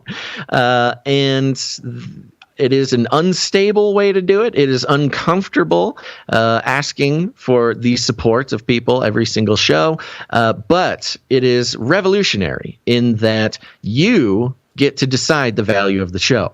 You do not have some corporate lizard overlord combing through the show, making sure we're brand friendly, which is just another word for controlling the message, and putting a price on what we bring to the world. It is entirely up to the people who receive value from the show to put value back in. And that's why we like to thank them here. We call them producers, because that's exactly what they are. If you pay to have a piece of media produced, you are a producer. And you can do it in all sorts of ways. I think I mentioned your time, your talent, or your treasure. But we're going to thank some of our treasure producers right now. If you want to become a producer, it's not too late. You can head on over to patreon.com/CCNT for Canary Cry Newsstock, or even better, CanaryCryRadio.com/support. CanaryCryRadio.com/support. And we're going to start out with thanking our executive producers, starting with executive producer Maureen. Executive producers. Oh, yeah. Jingle? Oh, yeah, there you go. Here's our executive producers. They're the ones who are carrying the load, baby. And they come in with nice, generous amounts, which saves our butts so very often. Yeah. All right. Now we thank executive producer Maureen M. Thank you, Maureen M. Appreciate Indeed. It. Yes. And Maureen M. sends a note here that says, thank you for your excellence in exposing deception and reporting on news essential during these days. Prayers for all to boldly speak and share the truth. Most of all, thank you, Jesus. Love yez. Please just play your favorite jingle for me. What's your favorite jingle, Basil? Do you have the stall jingle hanging around? I believe the file name is Distraction. Yes. I do have it somewhere. Yes, the had confidence. It ready. The confidence is okay, hold on. Is overwhelming. I have my finger on a button. So I'm going to let go of the button. And this is for Maureen M. Thank you. Little bells and executive producer. Where'd you find this? And what is it called? Distraction, I believe. Distraction. I think is the file name. I have it. By the way, while Gonz looks for that, I will give everybody an update. I'm so close to having my own soundboard ready so I can help Gonz. This is one of them that I have on the very front of my soundboard. And Gonz will tell you, I spent about 35 to 40 minutes today trying to route the audio. My entire setup is mostly an analog setup, meaning I've got about 100 wires sort of spaghettied around, routing sound from one channel to another, et cetera, et cetera. It's kind of an archaic way to do it, but I had it. This is how I set it up in 2016 when we first started the show, and I literally have not touched it since 2016. And I tried to get my jingle board working, and I completely destroyed the entire system this morning, which is why we had a late start. But one of these days, I'm going to have my own jingle board, and we are going to be so professional and timely with the jingles. It'll blow your mind. I will be happy to hand over some of the jingle duties here. Stall for 5 seconds. There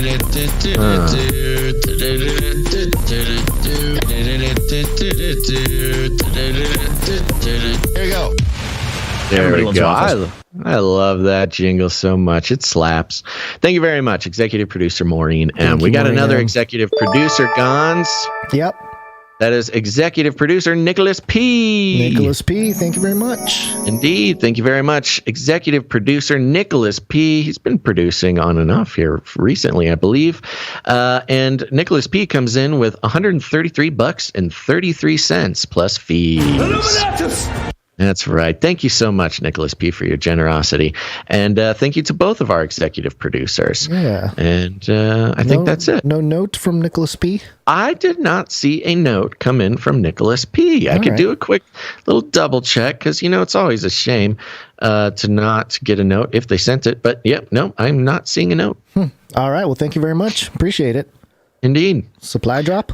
Supply drop. That's right. Go to CanaryCry.Supply.com, baby, where you can sign up to support the show for $33 a month. Not only are you participating in the value for value model, where you will receive value continually, but you will also receive 4 shipments a year. That's 1 shipment a quarter. Chock-a-block full of custom created, often one-time manufactured Canary Cry News Talk treasures. That's what they are. They're treasures, folks. We don't sell merch. We're not in the retail business. We're in the value for value business. And if you show up over at CanaryCry.Supply.com, sign up. We would love to keep sending you value in the form of cool stuff. Now, I mentioned that we are having multiple supply drop promos running simultaneously right now because the cutoff for the second quarter supply drop is on the 31st. So that is 1 week, 2 week, 2 weeks. Wait, no, 1 week. How does week work? What day? 1.5 weeks. 1.5 weeks from now is the cutoff. And we are planning some cool stuff. Do you have the video and the picture of the challenge coin? Oh, yeah, of course. Yes. Why don't you play that just so people can look at it? We're working on a challenge coin, folks. It's not easy, but we are stoked on it. If you don't know what a challenge coin is, look it up on Wikipedia. I read it last time, but it kind of will give an official vibe to Canarians who support the show with the supply drop. I mean, this is a signifier, a token of our appreciation, something you can show off if you go to meetups or whatever. It's going to have our beautiful seal on one side, and the other side is a secret. We're working on it now. Now, here's the problem. Supply chains are out of control right now. Yes. Prices. I laugh, but it's sad. It's sad. And prices on metals are out of control. So we, first of all, have a supply drop promo. If you sign up before the end of the month, you'll get to play the Canary Cry multi-dimensional communications codex ARG, which is you've been hearing the weird codes coming through randomly throughout the show. Those are being recorded and jotted down and deciphered, and there's a whole community of people playing a game right now alongside the podcast, and you can too. We would send it to you immediately, so you could hopefully play in the next episode or two if that's something you're interested in. But if we get so here's the other part. We set a goal, a stretch goal, that if we can get we did the math, 12 new supply droppers to sign up by the end of the month, we could be able to afford a copper challenge coin instead of a stainless steel challenge coin. And that is our goal. There is a little bit of a complicating factor, and I just want to be transparent and vulnerable with you folks about this, which is we have a few supply droppers. Thank God, and I'm so excited. This brings us closer to our copper stretch goal. However, simultaneously, we do occasionally lose a supply dropper, which does technically put us back in the budgeting, and I'm not sure how to handle this, folks.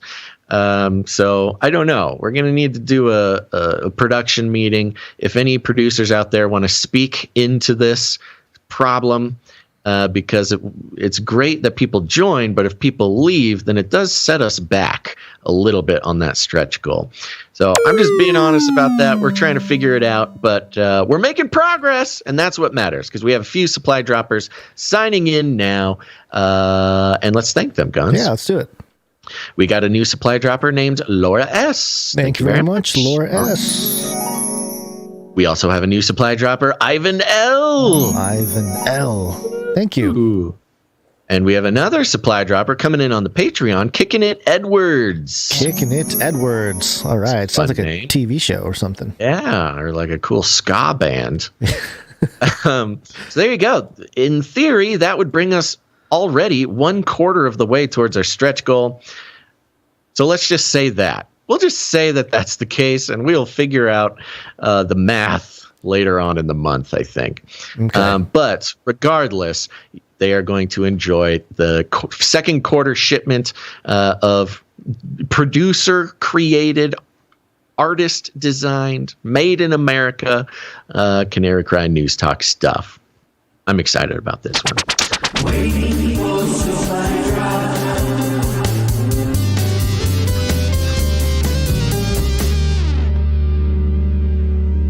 That's right. Yeah. Oh, hello. We have a guest. Who's the guest? Our little daughter, Kaya. Oh, good. Little? Yes, you're little. You're tiny. Big. Oh, you are?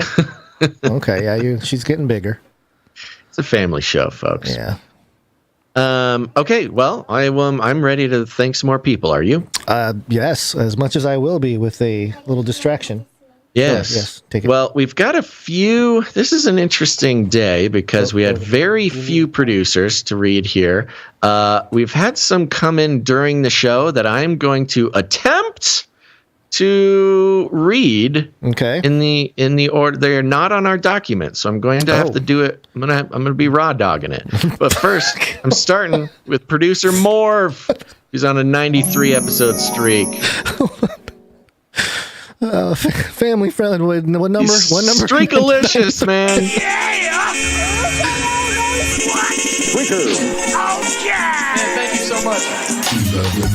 11. That's right. 93 episodes in a row. Thank you, Morv. Comes in with 1111 and a note that says, Happy Friday. It's Friday. Thank you, B&G, and producers for all that you do. Hope everyone has a great weekend. God bless. Thank you very much. God bless you, Morv. Thank you very much. Okay, so before the show, that was literally the one and only producer besides the executives and the supply droppers. Oh man, inflation, man, Putin's price hike or whatever. Price hike, man, really hitting us hard today.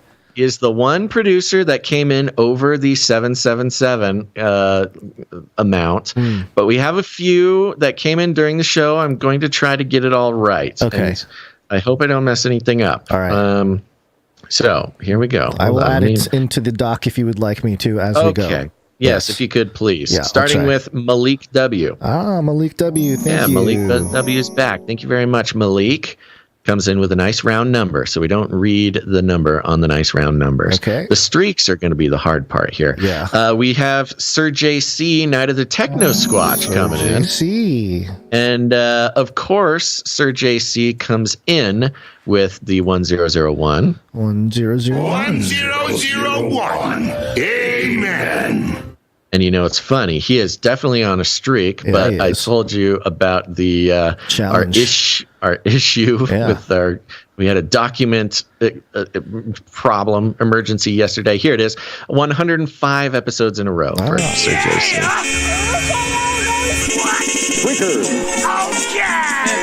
much. And he has a note that says, if I upgrade my 2022 calendar producership to 3033, will that be considered an additional supply drop participant? Also, can we expect emu burgers if the 2023 supply drops? Quite possibly, JC, quite possibly. It depends if these little guys keep pecking at my face and shirt buttons. Canary emu burgers. Yeah, I like it. I could always hatch some more. I could hatch some more emus. Hey. See, that's the thing. The birds, they're regenerative sources of energy. They are. In the past, we have counted that, Sir JC. We have counted the upgraded from the grandfathered in calendar producership of 2022. So yeah, I'll count that. If calendar producers upgrade to the 3333, I will count that. Thank you, Sir JC. Look at him thinking through. Next up, we've got producer James M. Thank you, James M. I think he's returning too, right? He is returning. He comes in with a pocket full of 7s plus fees, and he is on a 2-episode streak. Simple enough. I hope and believe that is correct. Thank you very much, James M. Next up, we've got LX Protocol V2, the producer bot. Protocol V2. Thank you. And he certainly is on a streak, and I'll tell you just how much. 34 episodes in a row. Okay. Thank you very much, LX Protocol V2. 7 plus fees, and a note here. Keep doing the Lord's work. Is it possible to get a Wednesday jingle on Friday? Or would that disrupt the Canaryverse? It would disrupt the Canaryverse, but we ain't afraid. Let's do it. Let's play one. It is Wednesday, my dudes. It is Wednesday, my dudes. Yeah. Wednesday, my dudes. That's right. Consider the Canaryverse disrupted, but we ain't scared of it around here. We know how to handle a little chaos. Thank you, LX Protocol V2, for your continued support. Thank you very much. Next up, we have M and Bobby C. M and Bobby C. M and Bobby C. M. Also come in with a pocket full of 7s plus fees. And let's see here. Are they on a streak? Was that last episode that they produced? Don't remember. See, this is why it's difficult, folks, when you come and produce the show. We might consider a cutoff time to do this. We have talked forward. about it. Yeah. We have talked about an official cutoff time. And maybe the show starting, or maybe like noon that day or something. I mean, that's an okay cutoff time. If the show has started, then we won't read it. But we'll give you that warning now, folks. Please, before the show starts. Here is a note from M and Bobby C. Hey, friends, it's Friday, and God is still in control. Now that deserves a hallelujah and amen. Hallelujah. Amen. Amen. Thank you very much, Thank M and you Bobby very C. much, M and Bobby C. We have a Patreon producer that just came in. All right. And their name is Philip P. Philip P. Yeah. Yeah, actually, he came in under the pocket full of 7s, but I'll just read him now. Thank you very much, Philip P. Thank you. Let's see here. Who is this? This is... I don't recognize this person. Okay, well, we will call them Lillian M. Lillian M. Thank you very much, producer Lillian M. Coming in with a nice round number above 777. Okay. Thank you. Thank you. Let's see here. Now I got to jump over, see if anybody sent any notes. We don't want to miss any notes. This is majority, huh? Coming in. Yes, there was more producers that came in after the show started than did before. But that's okay. That's kind of why we keep it open, because it would have been very sad if it was just more. Sure. But, that's what happens. Okay. I think that's it. That concludes our list of financial producers who came in the amount of 777 or more, which entitles them to have a note read on the show. But we got some producers who came in under that cutoff, and we're going to thank them now, starting with producer Sir Scott, Knight of Truth. Thank you, Sir Scott. Right, he's on a 148 episode streak. Yes, they call him the street. Fastest thing on 2 feet. Next up, we got Sir Casey the Shield Knight on a 158 episode streak. Proto streak. Whoa. Fastest thing on 2 feet. Next up, we got the Streak Sisters. Today, I'm doing Gail M first on a 123 episode streak. Gail M. Yes. Thank you so much. Thank you. Next in line is the other Streak Sister, of course, Veronica D on a 123 episode streak. They're coming up on becoming the streak, by the way. They're 10 away. They're getting there. Yeah. They're getting there. Pretty crazy. Next up, we got Jackie Yu with 63 episodes in a row. Thank you, Jackie Yu. It's, he's 63, yes.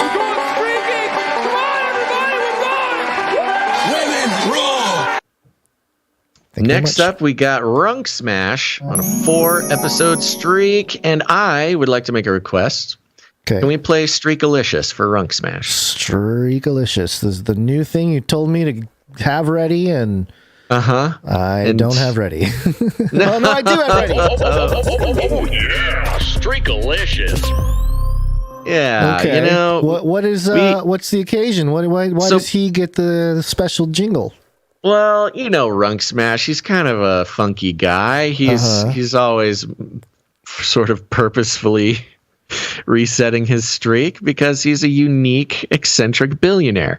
And, you know, we had a conversation before the show, a little behind the curtain for everybody, where we're hoping now we're going to be paying more attention to integrating new jingles and stuff from the jingle producers, because sometimes when somebody creates something for the show, it takes a long time before it kind of makes it into the show. We're going to be a little bit more intentional about that. And Streakalicious is one that I wanted to use, and Runk Smash just seemed like the right victim for it. So there's a Streak Setter jingle too.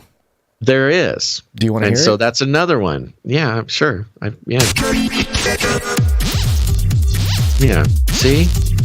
Come on. We got all sorts of fun stuff we got to keep playing. So, and that goes for the mixtape too. Yeah. All right. Well, so we got Smash is on a 4-episode streak. Yeah. There you go. Thank you, Runk Smash. Streakalicious. Next up, we got David J coming in. Thank you, David J. Thank you very much, David J. And last but not least, we got Sir James, Knight and Servant of the Lion of Judah on a 90-episode streak. Thank you, Sir James.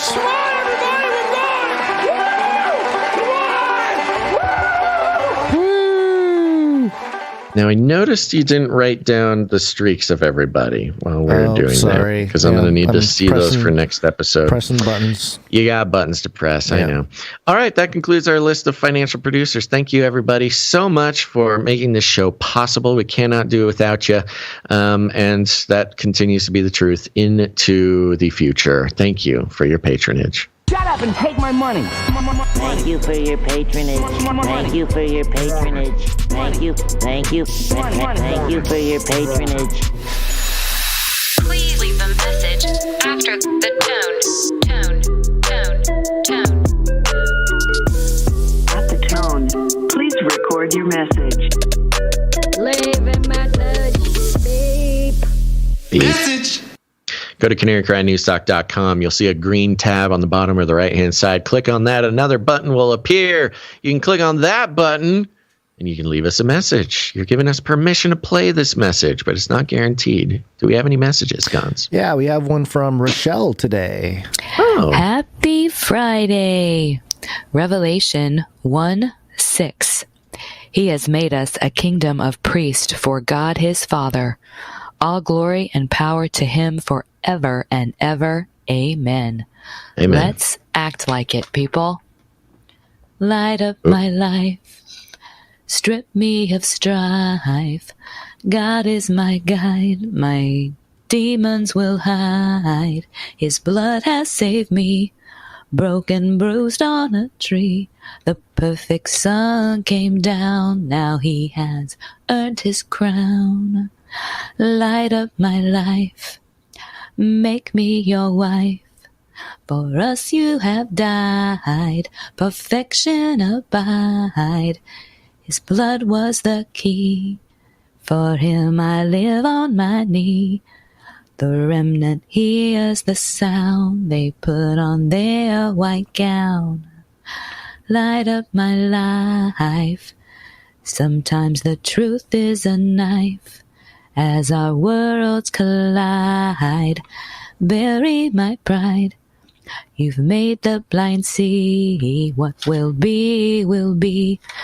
To the future I'm bound, my soul has been found.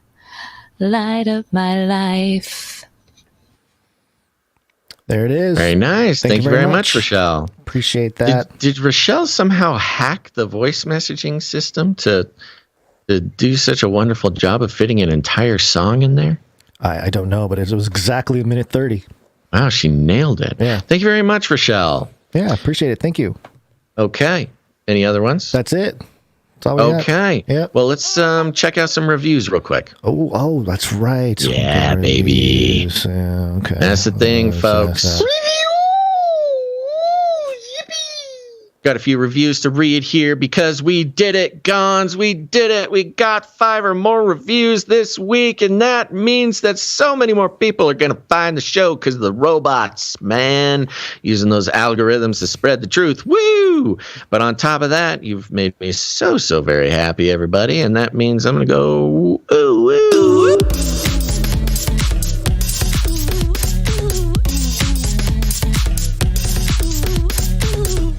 Yay! That's right. I got a couple here to read for you, Gonz. Are you ready? Yes. This first one, you'll be interested to know, is from a user named eMusk33. Oh. So he did it. Elon left us a review. See? Thanks, Elon, from the United States. 5 stars. Great podcast, he says. Awesome. They are so kickback. Love the way they break down the current events. It's nice to hear the news with a positive spin. Be careful. You might not see the world the way the lizard people want you to see it. Listen and get informed on the stories behind the story. Thanks for opening my eyes. Oh, you're welcome, eMusk33. Elon Musk 33. Yeah, well, I don't know. We don't know if it's Elon Musk, but it is eMusk. Okay. It could be Elliot Musk 33. Yeah, Next up, we got one from I don't even know how to say this. Aculin. It must be from another country because it's nope, this is from the United States of America, baby. 5 stars. Best this is news Katie, construction Aculin podcast. Why are you screaming over me? Why are you screaming? Stop screaming. I said what I said. Okay. I've got it. All right. And I said it, and I'm moving on. Okay. It's Aculin. United States of America. 5 stars. Best news deconstruction podcast. This podcast is awesome. Gonz and Basil do an amazing job of deconstructing the news through a biblical lens. They incorporate so much fun and humor in these podcasts. They help you understand what the news is actually saying, if it is using misdirection, and even break down how the news uses twisted wording, insinuation for social engineering. They also do updates, news on fringe topics. It's wonderful. I love them and their ministry. And also love my Canary Cry family. Come on in and join the family. Thank you very much. You. Aculin. Katie, a.k.a. Kylan. Uh-huh. Okay. Next up, we got Runk Smash's work mom. Oh. In the United States of America. Okay. Runk Smash getting his work mom in on the review. 5 stars. Runk Smash used my phone to leave this review. That's good. Thanks, Runk Smash. This show is so good, this large hairy man had to use my phone to leave a review. That's a good show. He says there's an amazing duo of talented news analysts who use their skills to deconstruct the news and point out the obvious disinformation, misinformation, and garbage, all from a Christian worldview. Also, there's a propaganda rooster. What other show has that? None. That's who. Yeah.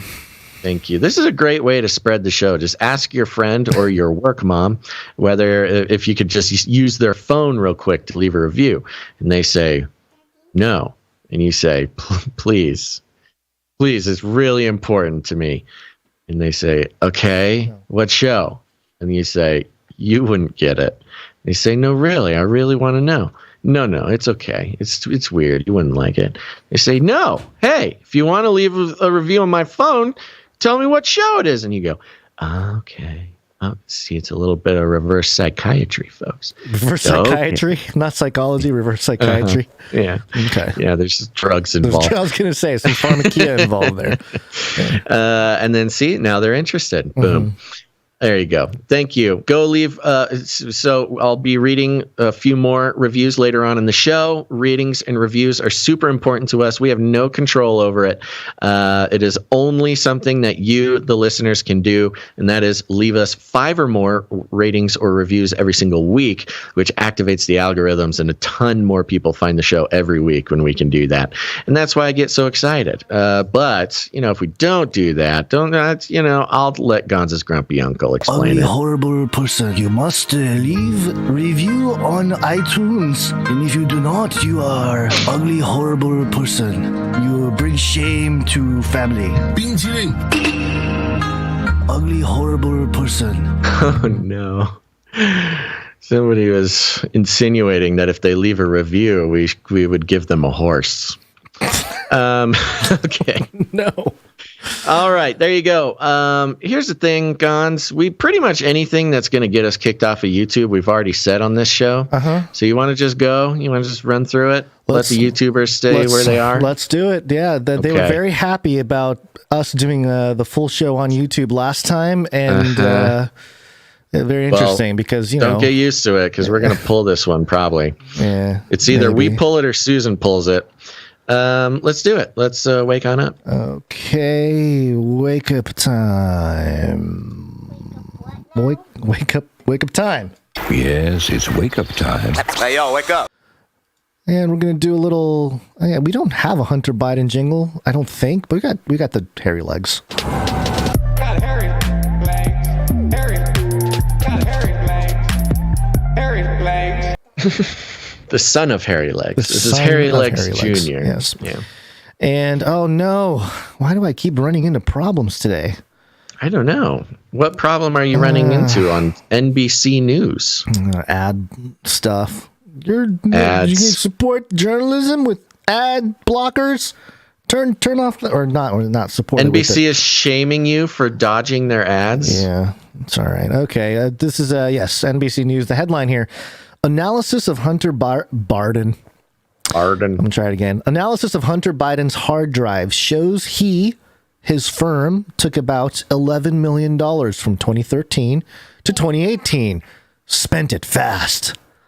Ooh. That's the headline there.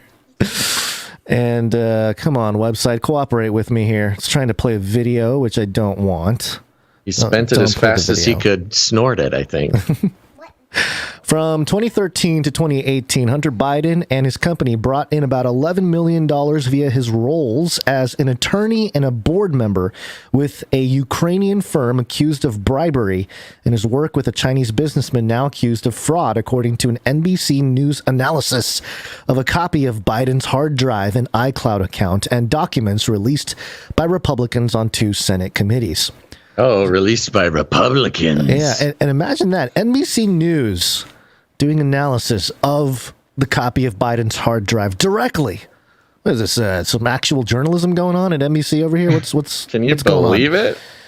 that CERN really did turn on. The documents and the analysis, which don't show what he did to earn millions from his Chinese partners, raise questions about national security, business ethics, and potential legal exposure. In December 2020, Biden acknowledged in a statement that he was the subject of a federal investigation into his taxes.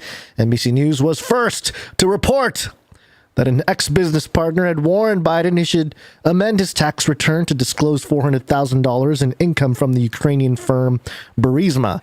Was NBC News really the first people to report that? I don't know if they were. That's playing. Well, I mean, it's a very interesting specific part of the report, which is he had a tax guy who told him not to do that. Yeah, his tax guy was trying to save him from this. Yeah. And he just didn't listen. GOP congressional sources also say that if Republicans take back the House this fall, they'll demand more documents and probe whether any of the Biden's income went to his father, President Joe Biden. Quote, no government ethics rules apply to him, said Walter Schaub, a former director of the U.S. Office of Government Ethics, who is now an ethics expert with the Project of Government Oversight. Schaub added, however... expert. Yeah, I know. That's a weird title. Yeah. I'm an expert on ethics. It is strange how, in certain religions there are rabbis or there are shamans. Yeah. In the U.S. government, we have ethics experts. Yeah, ethics expert is like a bureaucratic priesthood. It is. You're dictating the moral quality of or an action, or it's assigning or at least, good or bad. At least an expert in it. At least an expert in knowing. Yeah, I guess. Yeah, well, that's weird. Quote. This is from Schaub. He added, however, quote, it's imperative that no one at DOJ and no one at the White House interfere with the criminal investigation in Delaware. Schaub had previously raised questions about Hunter Biden's new line of work, selling his own paintings, which created the potential to purchase a painting to buy perceived influence, and also because the White House became involved in the transactions, arranging that none of the buyers' names be known to Biden, the White House, or the public. Did the Keep it White completely House secret. Did they just launder money through? That's exactly the point. That's exactly the point. Our U.S. government or our White House assisted in yes. Why is this my birthday? Oh, we got to get a microphone for that baby. She's asking why there's a flat Earth dome on April 22nd. Which is my birthday. Why is there a flat Earth dome? It's April 22nd. It's not your birthday. It's Earth Day. It was Earth Day. Remember Earth Day? Oh, it's the Canary Cry calendar. She's looking at the Canary Cry calendar. Yes. Oh, okay. Good. Raise them up in the way they should go. Gonz. Frank Figliuzzi, the FBI's former assistant director for counterintelligence, said there's a national security risk when foreign powers like China see an opportunity to get close to someone like Biden. You think? Quote, it's all about access and influence, and if you can compromise someone with both access and influence, that's even better, said Figliuzzi, now an NBC News contributor. Quote, better still. Cool. Quote, better still if that target has already compromised himself, end quote. The documents and the analysis indicate that few of Biden's deals ever came to fruition and shed light on how fast he was spending his money. Expenditures compiled on his hard drive show he spent more than $200,000 per month from October 2017 through February 2018 on luxury hotel rooms, Porsche payments, dental work, and cash withdrawals. I wonder if dental work. Yeah, let's just get my teeth fixed while we're at it here. Well, I mean, that's the funny part, because when you smoke crack, it messes up your teeth. And cash withdrawals is this code word for hookers and crack. Mm-hmm. Biden has admitted to burning through cash to pay for drugs and partying with strangers who routinely stole from him, and he struggled to pay multiple mortgages to keep up with alimony and child support payments to his ex-wife. In his autobiography,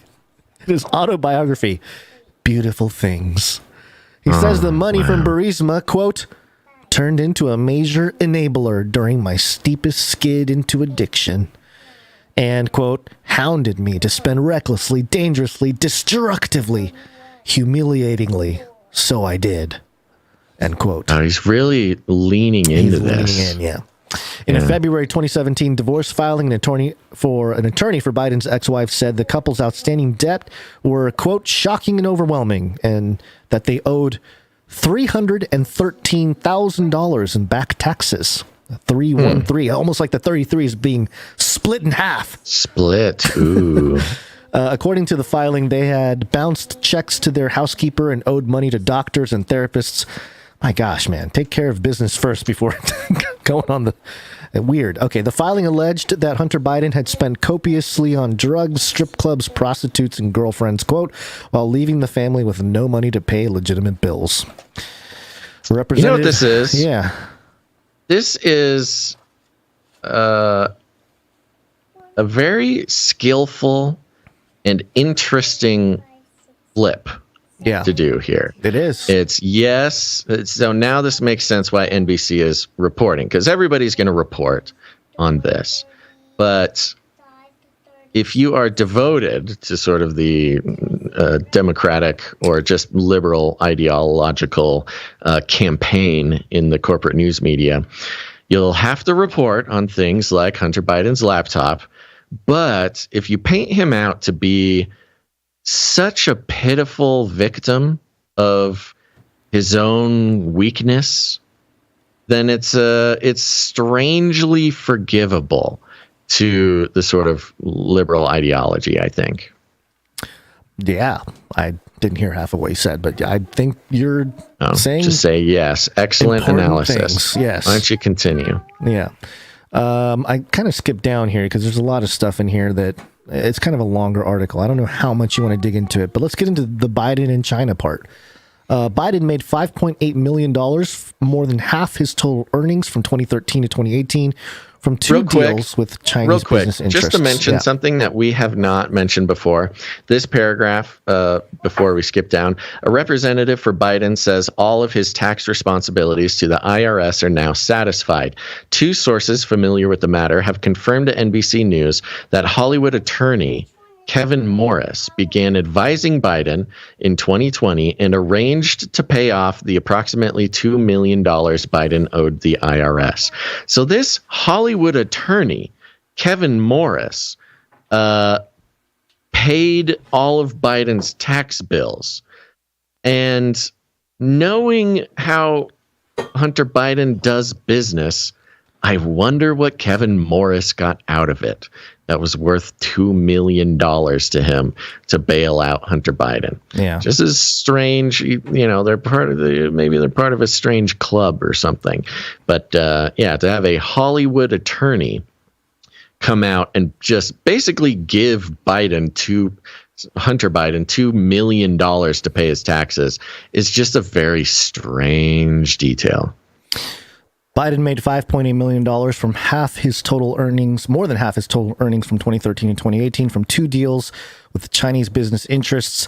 Biden's most lucrative business relationship was acting as a consultant in a project with a company that belonged to a once powerful Chinese businessman who was now thought to be detained in his homeland.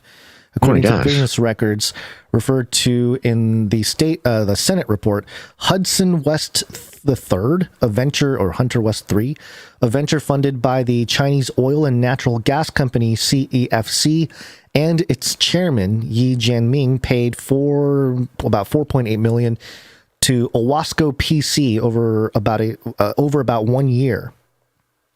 Filings with the Washington, D.C. government show Owasco PC is controlled by Hunter Biden.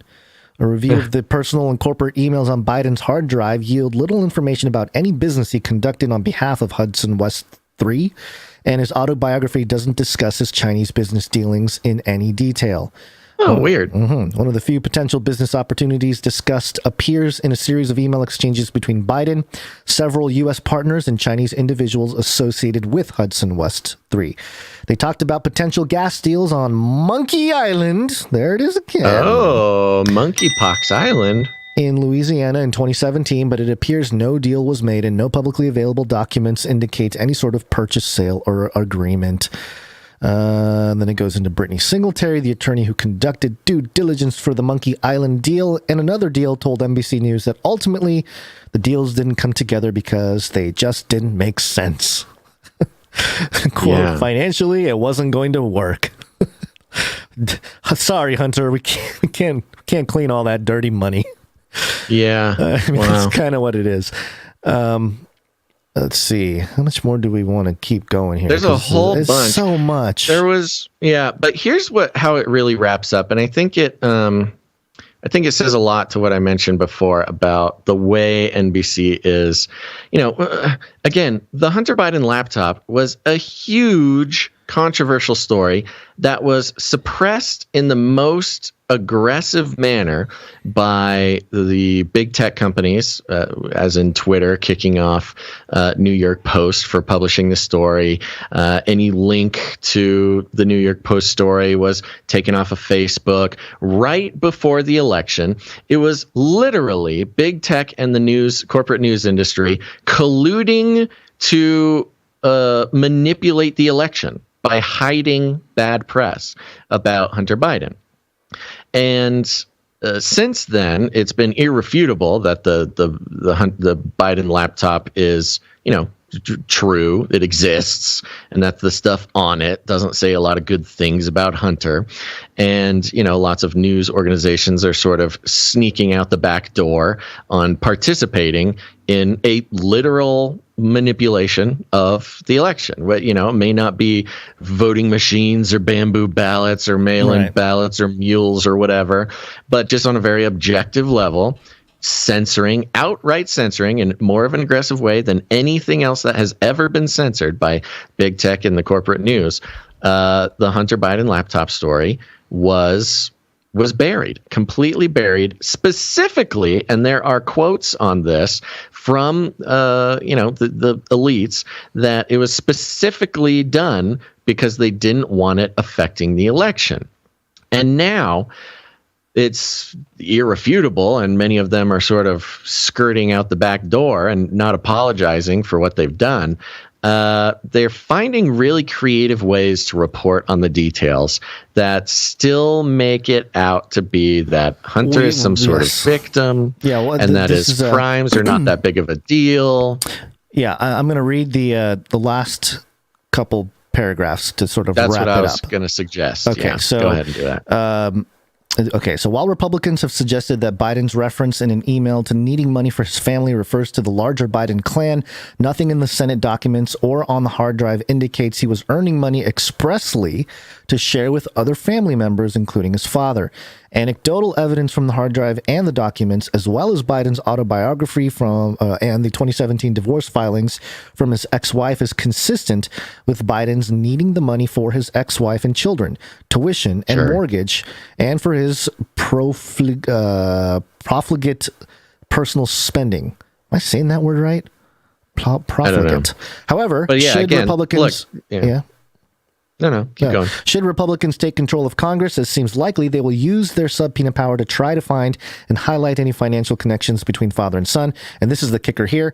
Quote, family members of presidents and other political officials are going to make money, said Schaub, the ethicist. Quote, they're going to have jobs.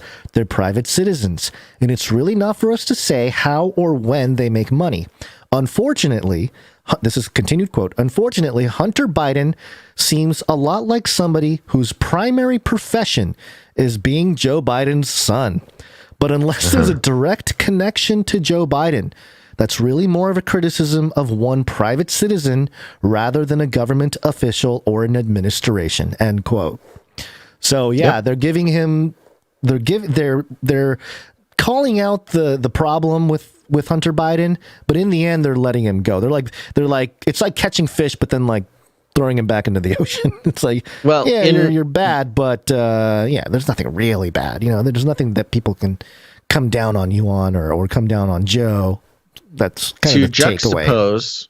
Right. To juxtapose the strategy here in the way that they are trying to connect Elon to Republicans in a broad sense, or they're trying to connect great replacement theory to Republicans in a broad sense, they want to do the opposite, which is Hunter Biden is not connected with his father. He's his own man, trying to disconnect Hunter Criticize from the broader. him for being his job being the son of Joe Biden, but you're just criticizing a private citizen, not a government they're trying official. to disconnect Hunter Biden from his father and therefore from the administration and by extension the Democratic Party, which is just very interesting to see those two opposing strategies being played out at the same time. Yeah.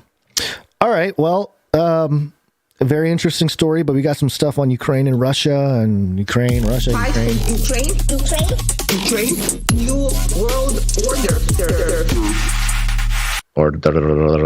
Yeah, let's. Russia. Sorry. Russia. What's happening? Russia. Now you are cooking. Can I get 2 hamburgers? Yes, sir. With French fries? Yes, sir. What about an omelet? Sure. Got a couple eggs. I like food. Food is good. I like food. Food is good. Yeah, and another sort of strange, twisty-turvy, piece of rhetoric and reporting where, of course, we've heard from the mouth of Joe Biden that he is propagating food shortages, and that's their goal. TheGuardian.com here is reporting U.S. accuses Russia of weaponizing food in Ukraine crisis and holding global supplies hostage. Again, it's the Putin price hike. It's whether it's inflation or the baby formula or just food in general. It's all Putin's fault. The United States has accused Russia of holding the world's food supply hostage amid growing fears of famine in developing countries. As a former Russian president warned that the Kremlin would not release vital grain shipments without an end to Western sanctions. Yeah, so it's his fault, not our fault for sanctioning him. It's his fault for not liking the sanctions. Speaking at a UN Security Council meeting on Thursday, U.S. Secretary of State Anthony Blinken demanded that Russia lift its blockade of Ukraine's Black Sea ports and enable the flow of food and fertilizer around the world. Quote, the Russian government seems to think that using food as a weapon will help accomplish what its invasion has not, to break the spirits of the Ukrainian people, he said at the meeting called by the Biden administration. Ooh, very well said there, Blinken. We can cut off food shipments to Russia, but when Russia cuts it off to us, that's not cool. Quote, the food supply for millions of Ukrainians and millions more around the world has quite literally been held hostage by the Russian military, he added. Blinken called on Russia to, quote, stop threatening to withhold food and fertilizer exports from countries that criticize your war of aggression. That's a pretty broad statement. Stop threatening to withhold food and fertilizer exports from countries that criticize your war of aggression. So what they're not saying here is the word sanction. They're not saying that Russia has sanctioned food exports to countries that, criticize Russia, because if we use that word, then we would have to question our own sanctions. Russia and Ukraine produce 30% of the global wheat supply and 69% of the world's sunflower oil. Earlier on Thursday, Dmitry Medvedev, a former president of Russia who is now senior security official, warned that Russia would not continue food supplies unless the West eased its sanctions on the Kremlin. After pleas from Western governments and the United Nations to Moscow to allow the flow of food to avert possible famine in some countries, Medvedev said on Thursday that Russia was ready to do so, but expected, quote, assistance from trading partners, including on international platforms in return. Quote, otherwise, there is no logic. On the one hand, insane sanctions are being imposed against us.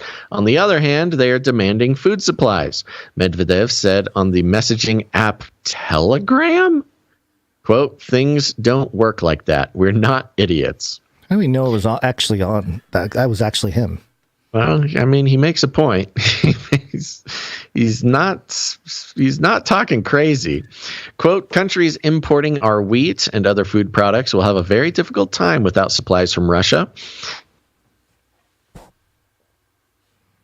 Did we lose you? Juicy. We lost you for a second. You got disconnected for a second. Okay. Countries importing our wheat and other food products will have a very difficult time without supplies from Russia, and on European and other fields, without our fertilizers, only juicy weeds will grow, added Medvedev, who served as president between 2008 and 2012, but is now deputy chairman of Russia's Security Council. Quote, "We have every opportunity to ensure that other countries have food and food crises do not happen.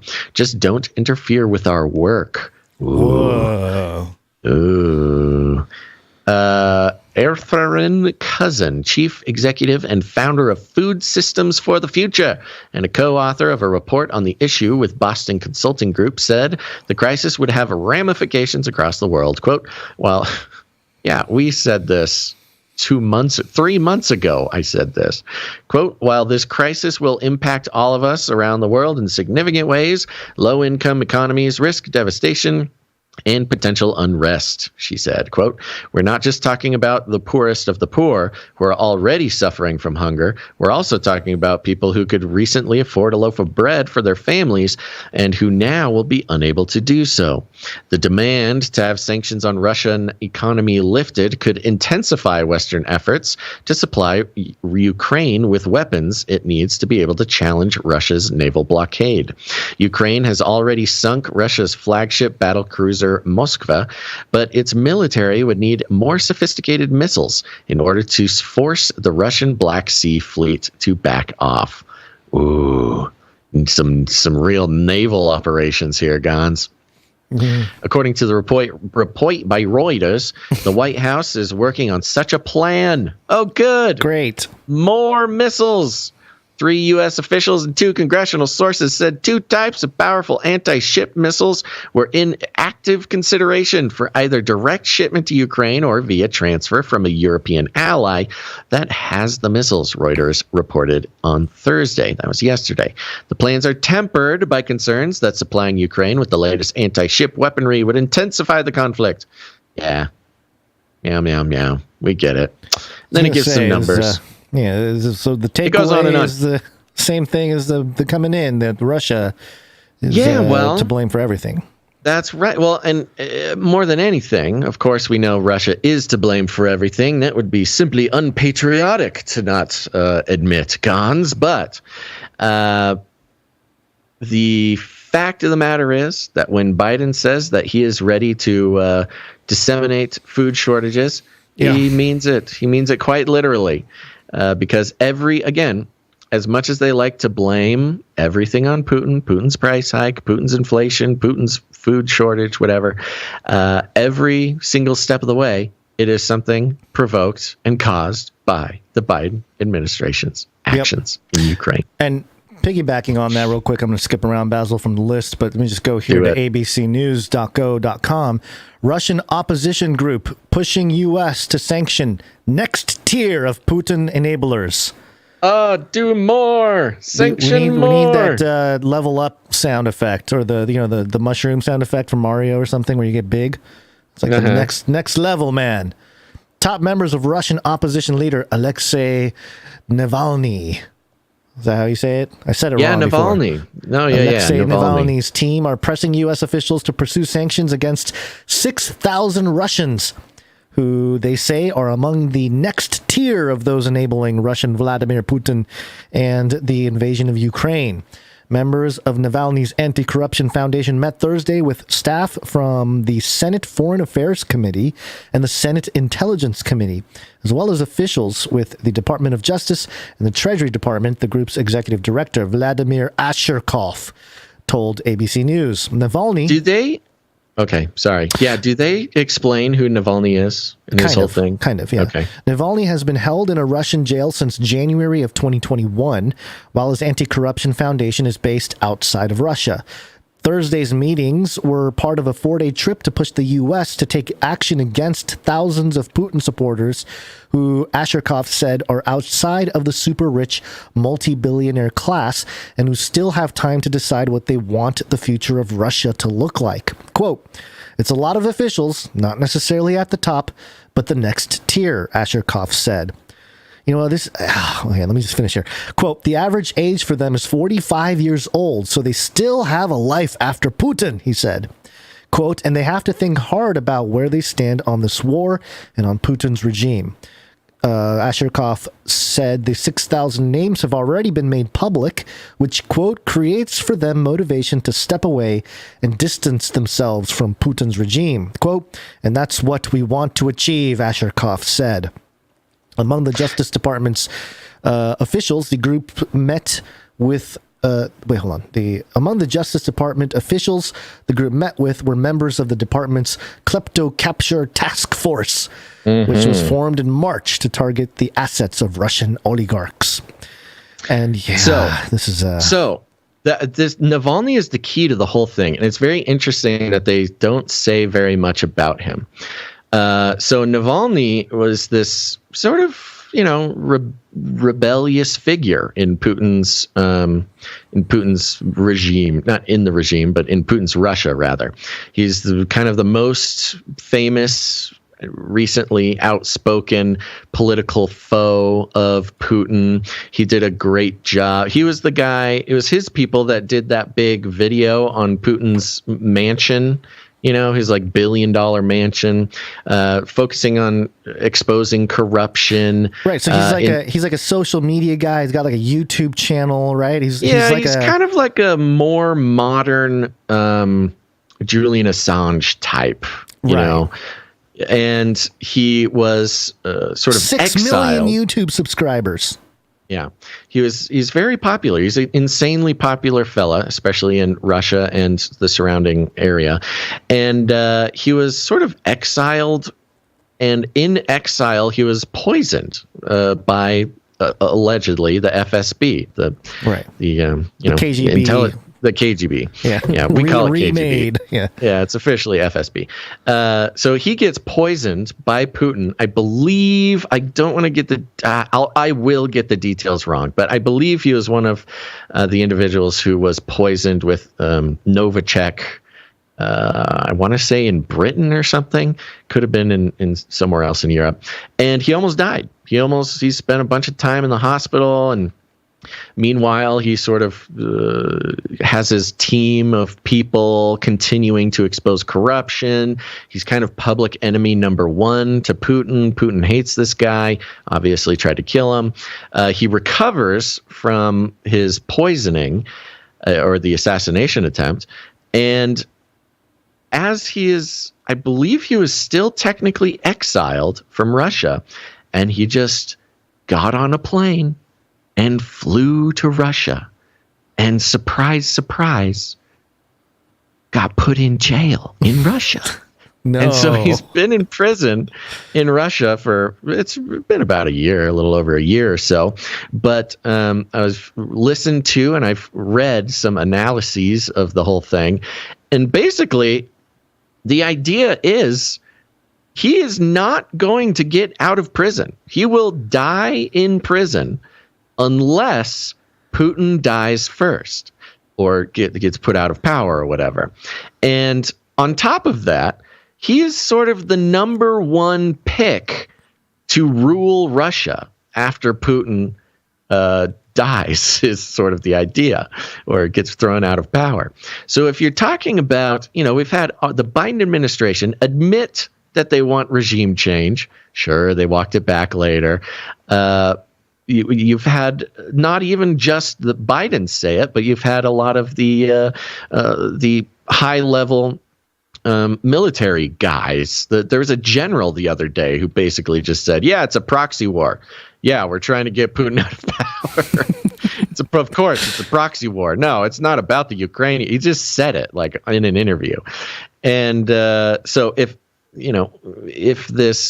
regime change is the goal of the Biden administration, which it seems to be, Navalny really is kind of the guy. If he can survive in jail long enough, he would be the guy who would be a shoo-in as far as the United States, intelligence apparatus and government would be concerned. He was somewhere at the top of the list. So it would be, flipping the example, would it be like Russia the Russian government or the intelligence, the FSB or whoever, recruiting like a YouTuber from the U.S. And the YouTuber is not quite the best. TikToker or something. It's more of like an Assange figure. Okay, so he was doing like exposing of government corruption. Yeah, he was like doing lots of like very intense, investigative journalism and stuff like that. Right. So it's not quite just a YouTube guy. It's more of like an Assange character. So it would be like Russia funding. Let's see, Veritas. Veritas, that guy could be like the next president or something. Yeah, it could be something like that. Yeah. Okay. If Assange was extradited to the U.S. and we held him in jail, it would be like Russia supporting a war with Mexico to overthrow our government to make Julian Assange president of the U.S. Which it sounds crazy when you flip it around like that. Yeah. But we've done exactly that so many times. That's why it's important to do that exercise, to kind of understand what's happening here. It's not really like one person's bad. Well, they are bad, but tactically, it's always the same. And we've done it before. We did it with Zelensky. The only reason Zelensky is president of Ukraine is because we helped overthrow Ukraine. It worked. Let's do it again with Russia. And we put in a comedian. Putin guy makes it hard. Yeah. So it's not that hard to draw the connection. Whether or not it actually happens or not, Navalny is on the list of people that the U.S. would like to put in charge in Russia. Well, obviously, they think this next tier is a great idea. They got some serious people in on having the conversation with his organization. So yeah. And his organization is very influential in Russia and abroad. So if Navalny is saying do more sanctions, there's a good chance he's saying that because the U.S. wants him to say that, and B, there's a good chance that it'll have support around the world. So very interesting. We know what the U.S. government really wants to do with Ukraine. Drone strikes have saved lives. Can we shoot them down if over our property? Drones. Yeah, this really connects nicely just to the whole madness of the whole situation. TheIntercept.com, Glenn Greenwald's former employer, and actually he was a former founder, quote, article titled, Military Industrial Complex is itching to send hunter-killer drones to Ukraine. Yay! After failing to convince the Biden administration to ship NATO fighter jets to Ukraine, the military-industrial complex is now trying to coax the White House into sending what are essentially unmanned fighter jets to counter Russia's invasion. This is like literally what Trump wanted to do, except he wanted to paint a Chinese flag on the drone. Kyiv reportedly met with the major defense contractor General Atomics about obtaining the hunter-killer MQ-9 Reaper drone armed with Hellfire missiles, which the United States has infamously used in botched airstrikes that killed and maimed civilians in Afghanistan, Somalia, and other countries around the world. The company and Kyiv's allies in Washington are appealing to policymakers to greenlight the export. Despite the high risk of escalation, there's that word again, Gonz, that could turn the devastating war nuclear. And another mention of nuclear. All we really need, nuclear. Here you go, chat. All we really need is for them to mention a monkey in this article, and it wraps up the whole episode. Everything's coming together.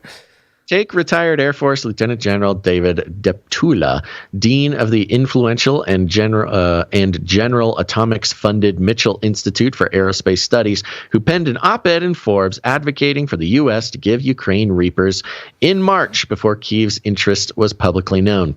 He blasted skeptics who voiced concerns about offering Poland's MiG-29 fighter jets to Ukraine, saying they're, quote, being cowed by Putin, the Russian president. That's exactly right. You're carrying water for Putin if you don't want the American military-industrial complex to send hunter-killer Reaper drones. Yeah. We got to sell these weapons. Which makes nothing but sense because, of course, this entire thing is about making money for the military-industrial complex. And then it kind of just talks about more drones, just a big long article about drones. So I don't think we need to go too much more into it. But when you hear that, we're afraid to send missiles to Ukraine because it might escalate. You're going to send way more than just anti-ship missiles. And yes, it will escalate. And yes, the nuclear option. That is the whole plan. That's the whole plan. That's the whole point.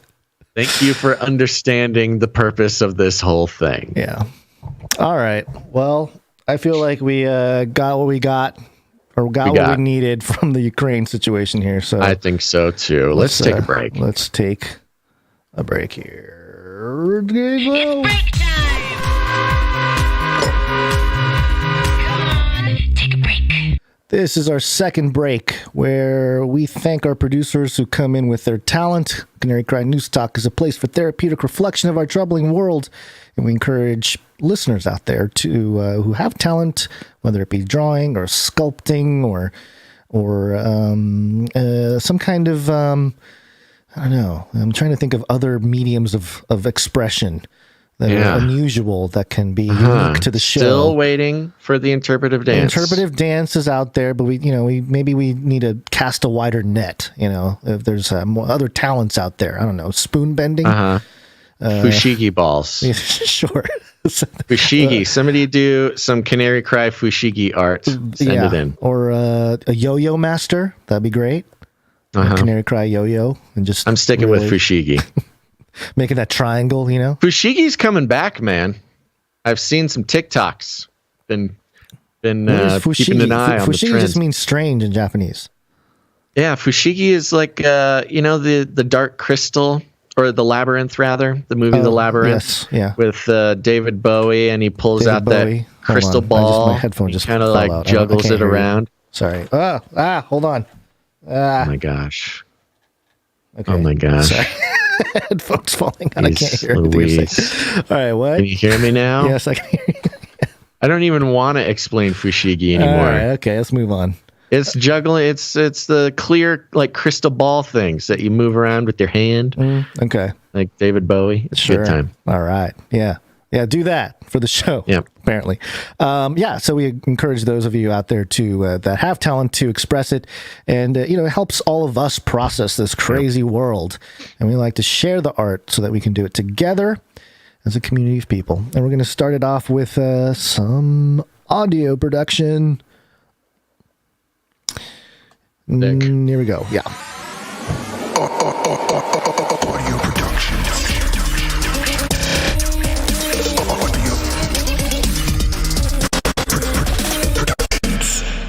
All right.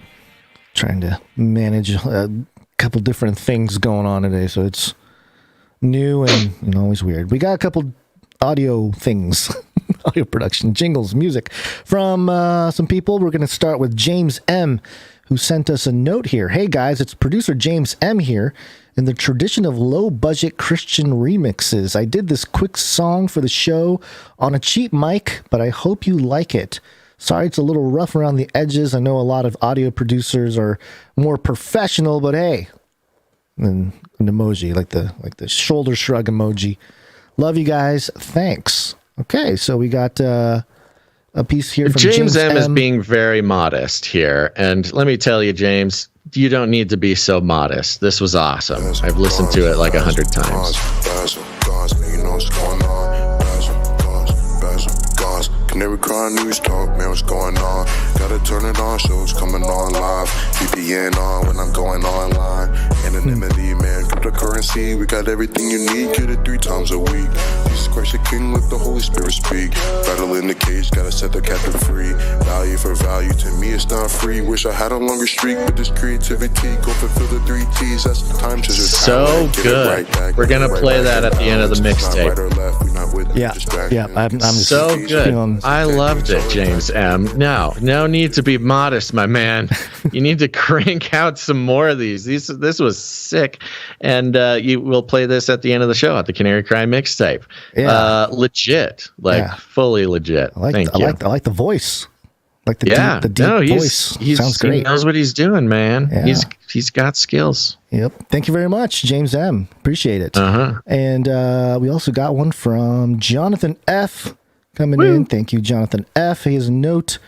This is inspired by verses Philippians 2, verses 10 through 11. Oh, 2 verses. Okay. Philippians 2, 10 through 11, and Revelation 11, 3 and 5. The 2 witnesses. I will give power to my 2 witnesses, and they will be clothed in burlap and will prophesy during those 1,260 days. If anyone would harm them, fire goes from their mouth and consumes their foes. If anyone would harm them, this is how he is doomed to be killed.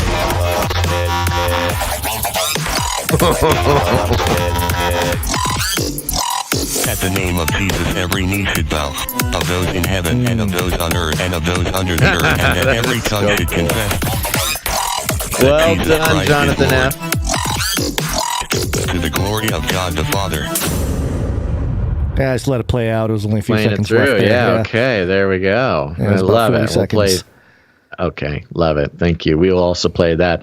That was very fun. Yeah, that was good. Thank you very much, Thank you, Jonathan F. Appreciate it.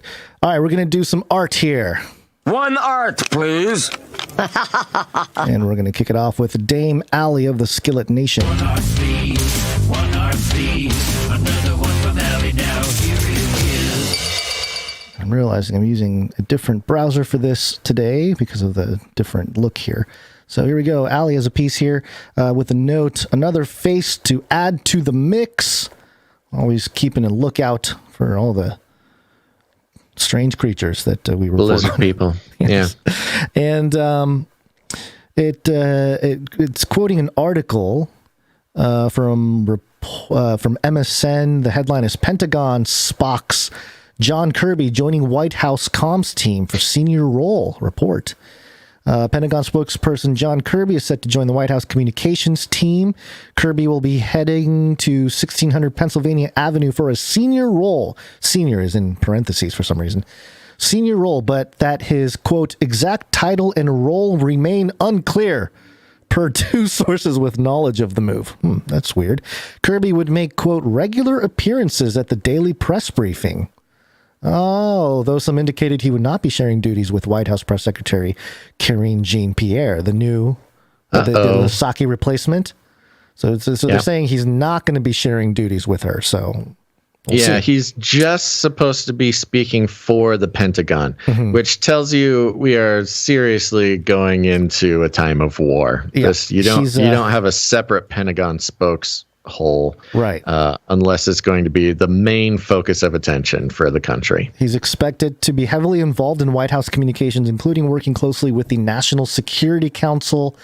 The Post wrote, quote, Kirby, who has served as the top spokesperson for the Defense Department since the start of the administration, has impressed White House officials with his briefings, particularly in recent months as Russia has invaded Ukraine. Oh, this is interesting. I wonder if they just don't want Jean-Pierre talking about war, because she's supposed to be, the sort of social justice-y liberal example from the White House, and you can't have Karine Jean-Pierre, supporting talking war. about bombing Russian children or whatever. Right. You need an old military guy, and John Kirby is exactly that. I mean, you look at the guy; he is like a caricature of someone who would be speaking for the Pentagon. He's got a very square face. He's got a strong nose. He's got glaring lizard eyeballs that are both glinting with some type of evil, but also you can tell that it lacks something, anything that resembles a soul. And, if you're going to be talking about war, this is kind of just some basic psychology here. If you want to be comforted, you use a woman voice or a woman form. If you want to feel protected, you use a man's voice or a man's form. So when it comes to war, you got to get a big military-looking guy up there, and that's exactly what we're looking at here. Dame Allie brought a wonderful headshot, extremely talented depiction of exactly what the American people need to feel safe and continue to support ludicrous expenditures for the sort of, propagation of the American empire. Thank you very much, Dame Allie. Thank you, Dame Allie. It is very interesting that as the pendulum swings back to conservatism, Republican, we're like, time for war. Time for war. And, even though it was started by a Democratic president. It's weird because the Trump presidency, even though he's ran as a Republican and everything, it was very much a left-wing world, like a liberal left world. Yes. But now and that's what I told everybody. Yeah. That's what I told all the liberals in my life, who hated Trump so much. And the only thing I could respond with is, if Hillary had gotten in, she would have started a war and everything would have been extremely conservative right now. Yeah. You're only enjoying this sort of like liberal uprising because of Trump's election, which is hard for people to fully comprehend. Yeah. Thank you very much, Dame Allie. Thank you, Dame Allie. Next up, we have Sir Dove, Knight of Resbeltia. One art piece from Dove. And Dove's piece comes with a note, as always. And it says, "Piece for today's artwork. I did a package design for a future product, possibly debuting in around 18 months or so. Hope you guys like it. Keep doing what you do, and I'll keep praying for yins." That's right. A new product. We'll see how the market goes. But what we have here is a bag of your best buddy Basil's meat snacks, teriyaki emu jerky, slow cooked at an undisclosed off-the-grid, quote, zoo. Per serving, you got 13 grams of protein, 33 calories, made with premium emu, 66% fat-free. Up at the top there, we've got the U.S. inspected and passed by Gates Farms and Department of Agriculture seal. Good. Got a googly-eyed emu. Oh, he's so cute. A little googly-eyed emu on the front there, looking so tasty. And up at the top, my favorite part is the logo. So this is based off of, what are they called? Jack Link's, a Jack Link's jerky bag.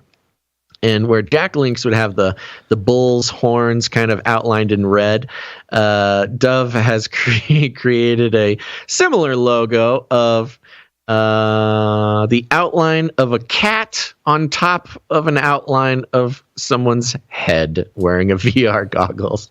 And both the cat and the man have googly eyes as well. This is really something. I was thinking maybe I'll need to find some sort of personal logo if I, branch out and become the world's premier robo-critic. I think the outline of a cat on my head is a perfect option. And if not for that, definitely for your best buddy Basil's meat snacks, teriyaki emu jerky. I was gonna say, you're going to be robot critic and emu jerky king. Yeah, tycoon. I prefer tycoon. Okay. Yeah, tycoon. This is wonderful. Thank you very much, Sir Dove. And your best buddy Basil's meat snacks, the #1 snack of the New World Order Fantasy League. Make sure to tune in. Yeah, you got to eat something while I smell a sponsorship opportunity. Great. All right. Thank you very much, Sir Dove. That does it for the art. We got some microfictions, though. Microfiction. Microfiction. And this first one is from Runk Smash.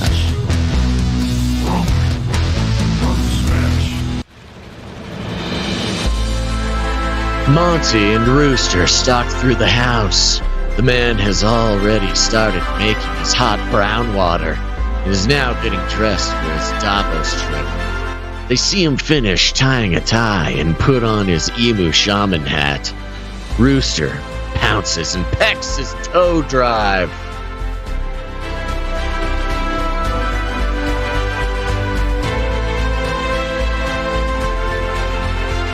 Okay. not only does this thoroughly wrap up pretty much all the lore that was created last episode, but he's the voice. You froze. Sorry, speak. The voice what? Sorry, cut out. The voice of Runk Smash, where he is able to speak from the perspective of a cat and a rooster. You know, see the world, describe the world as a propaganda rooster would, is really incredible. Thank you very much, Runk Smash. Thank you, Runk Smash. And we have another one from MLC. Yes. Yeah. A new fighter has entered the ring. Well, this is the second one from MLC, if I'm not mistaken. Yeah. Yeah. You ready? I'm ready, man. All right. Yeah. Rumors started immediately. Russia was supposedly hitting Ukraine as hard as they could, but not making much of a dent. Ukraine had reports of UFOs protecting them. Everything that was reported was unable to be verified or truly believed. All countries spread their own propaganda based on their location. Not long after that, McDonald's then told the world they were going to be closing up their Russian restaurants. Russia then took the McDonald's oligarchs into custody and seized all locations and assets within their borders. With McDonald's robotics and Russia's version of Gato, Machine Gun Flippy was born.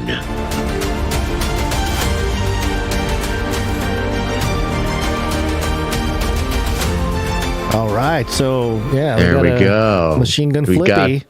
Machine Gun Flippy is Machine Gun in Kelly the fight. Version of, or Flippy version of Machine Gun Kelly. I still don't know who that is. I don't either, but I know people talk about him. Yeah, and that's what matters. Allegedly famous for something, not sure what. Reviews.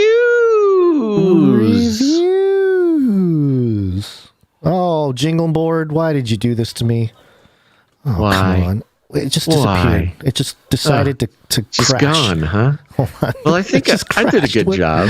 I did a good job. We're okay. I'm going to read some reviews. I had the button right there, and I hate it when it just decides to stop working. Let's recover. We're recovering. This is us recovering because we're professionals. Yep, here we go. Steven.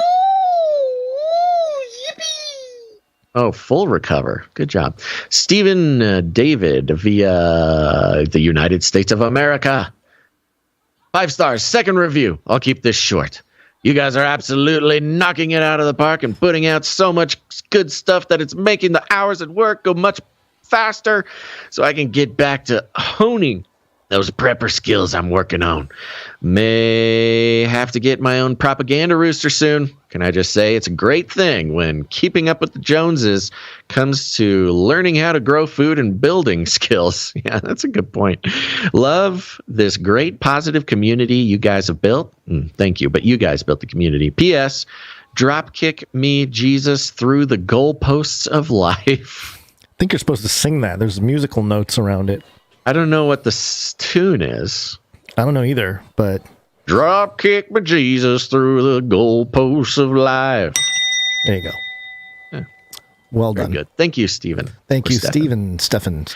Next up, we got Rocky Creek Farm in the United States of America. 5 stars, enjoyable and informative. I use these guys as a fringe news clipping service to stay semi-current on what's happening in the thinly veiled chaos monster we call the internet.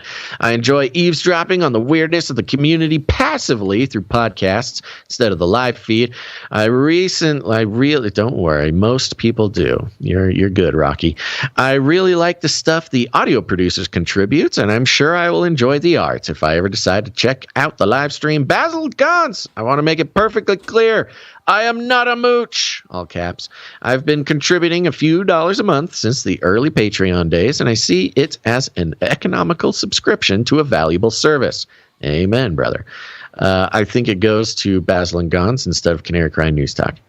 He's on the Canary Cry radio one. Thank you. That's okay. It all goes the same place.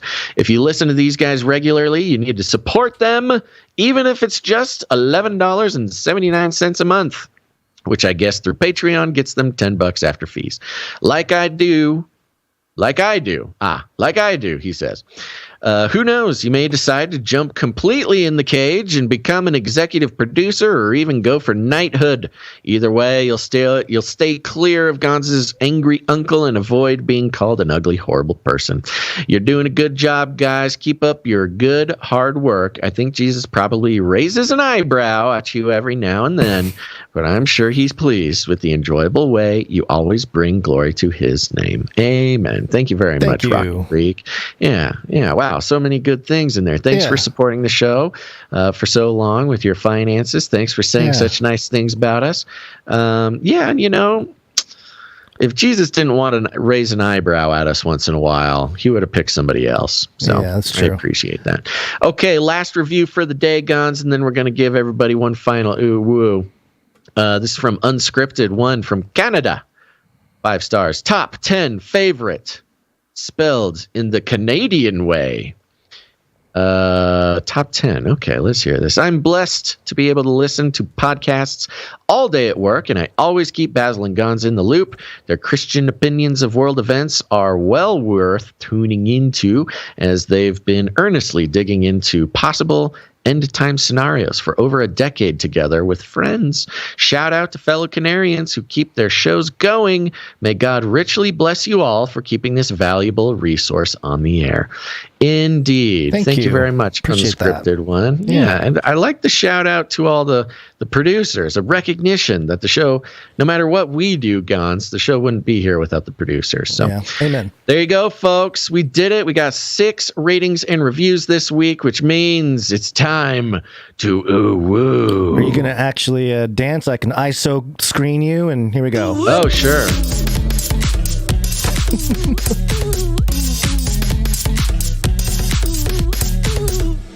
The delay makes it all the more better, I would say. Yeah, all the mo better. And there you go, folks. We're gonna try to do it again. Like I said before, if we get 5 or more reviews, it really pumps up those algorithms. Hundreds of new people find the show every week.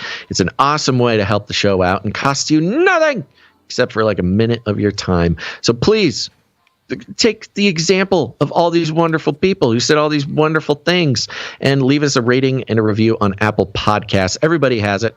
Every Apple device has it. It's just a little purple icon. Search it for Apple Podcasts. Search Canary Cry News Talk. Subscribe. You know the drill. Leave a rating and a review.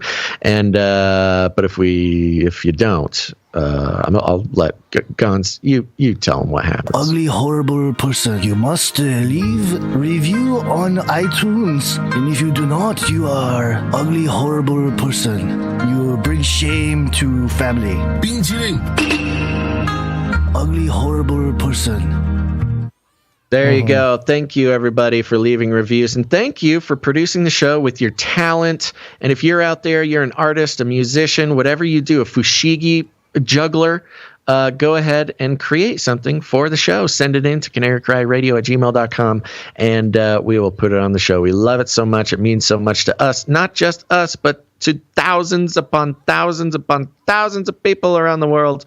Will appreciate your contribution, and it helps build the culture around here. All right, time to wake up. Yes, it's wake up time. Hey, yo, wake up. Space, space, space, space, space, space, space, space. Wanna go to space? Spaceship. Wow. Yeah. You want to do this first one and I'll do the next one, or do you want me to do this first one? I am unfamiliar with this first one. Why don't you take the first one? Okay. Indie. It's independent.co.uk. Headline: U.S. military awards contracts for nuclear spacecraft propulsion. Cool. It just sounds dangerous. Nukes everywhere, man. Monkeypox, and now we got NASA. Nukes and monkeys. Nukes and monkeys. The whole episode. The U.S. military has awarded 2 contracts for the development of nuclear space propulsion with the goal to see orbital prototypes fly by 2027. The Defense Innovation Unit of the Pentagon, which works to apply commercial technologies to military problems, awarded the contracts to Avalanche Energy and Ultra Safe Nuclear, both of Seattle, Washington. Man, what if something happens? Seattle, cool. Yeah, what if something happens that is Ultra Safe Nuclear? I mean, if there's an accident or something, it'd be really ironic. Is that the name of the company? Yeah, Ultra Safe? Yeah, so there's Avalanche Energy and Ultra Safe Nuclear. That's good. We should name our podcast The Very Good Podcast. The very best podcast. Very best podcast. They will provide, quote, solutions that give small spacecraft the ability to maneuver at will in cislunar space and enable high-powered payloads that will support the expansion of Department of Defense space missions, according to a statement. Excuse me, did you say cislunar? Oh, yes. We will, yes. It explains what that is in a moment here. Cislunar, like cis male? Yes. The term cislunar refers to the space between Earth and the moon's orbit. Space between Earth and the moon and the moon's orbit. Yeah, like the inside of a hula hoop. Mm-hmm. Quote, I cannot think of a funny way to attach this to anything.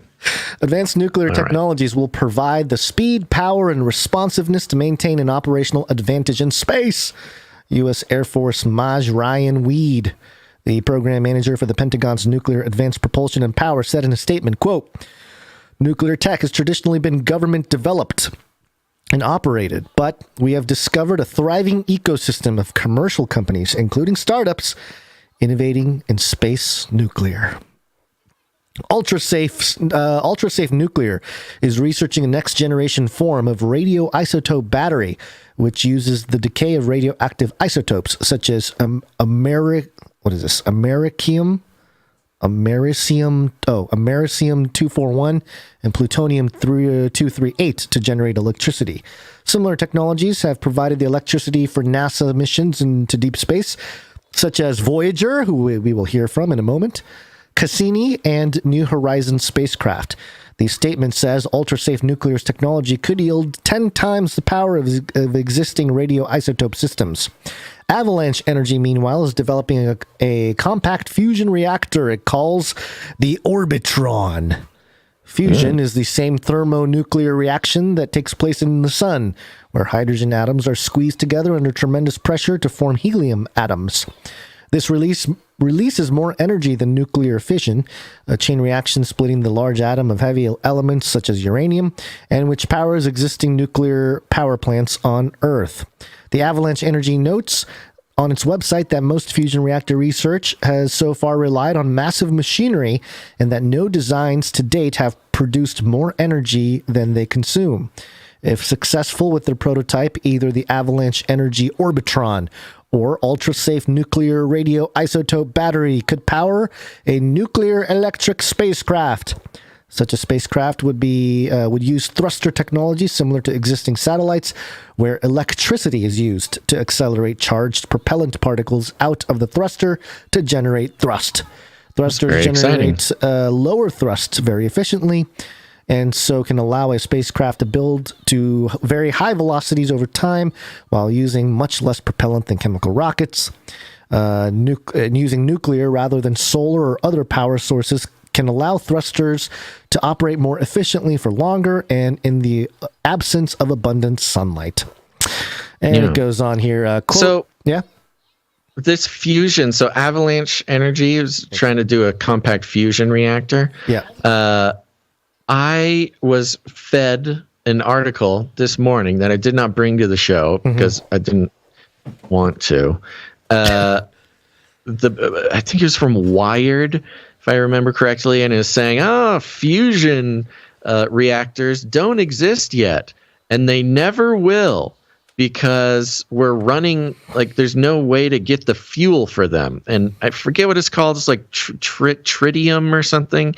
There's some special mineral that we need for fusion reactors. Yeah, it's when the comet's going to come down and provide all that special substance for us. We're waiting for the asteroid to give us the... Even better, this article blamed it on Putin. Well, of course. Putin is the reason that we're never going to have fusion. You didn't have to say that. Yeah, I mean...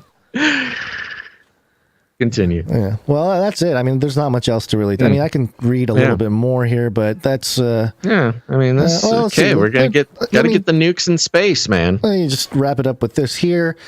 Quote: chemical and solar-based systems won't provide the power needed for future DoD missions. Majweed said in a statement. Majweed. Interesting name.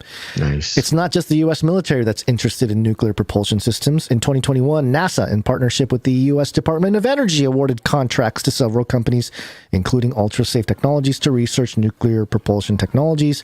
With plans to send humans to Mars in the 2040s, NASA is interested in finding ways to cut the travel time for Mars astronauts. And nuclear propulsion could cut a 3-year round-trip mission down to close to 2 years. All right, shave off that time year, saver. baby. Yeah, how come Elon's not in on this?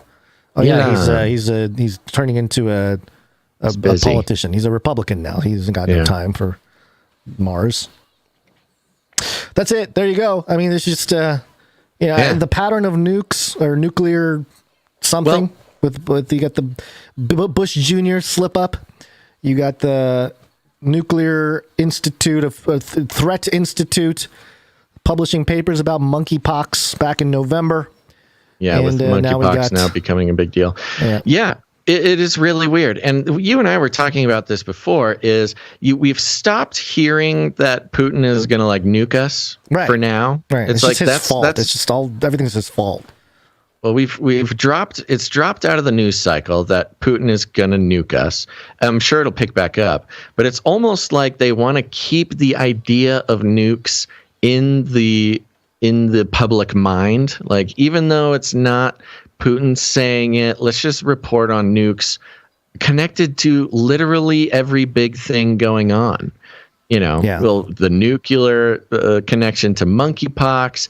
You got the nuclear connection to Biden going to South Korea, so close to North Korea, with them testing their nukes, or at least the rocket that would carry the nukes. You've got just nukes connected to everything, man, except for Putin. It's very, very odd. Yeah. Okay, well, here's another kind of. I mean, this is. I was going to say you could read this one too if you want. I do. You just take the last of the show here. Well, this is also from independent.co.uk, and the headline here is Voyager is sending impossible data back to NASA from the edge of the solar system. Love it. Okay. NASA engineering team is investigating a mystery taking place on the Voyager 1 spacecraft. Voyager 1 is the most distant human-made object in existence. Having launched 44 years ago, it is currently operating at the edge of the solar system, flying through the interstellar medium beyond the sun's influence. However, scientists found that the craft is receiving and executing commands from Earth successfully, but the readouts from the probe's attitude, articulation, and control system, AACS, do not reflect what is actually happening on board Voyager 1. The system maintains the craft's orientation, keeping its antenna pointed precisely to the Earth, so the data can be sent from it to NASA. While all indications suggest that the AACS is working as normal, the telemetry data it is returning appears to be randomly generated, failing to reflect any possible state that the system could be in. Okay. Yeah. So you're in the picture. Yes.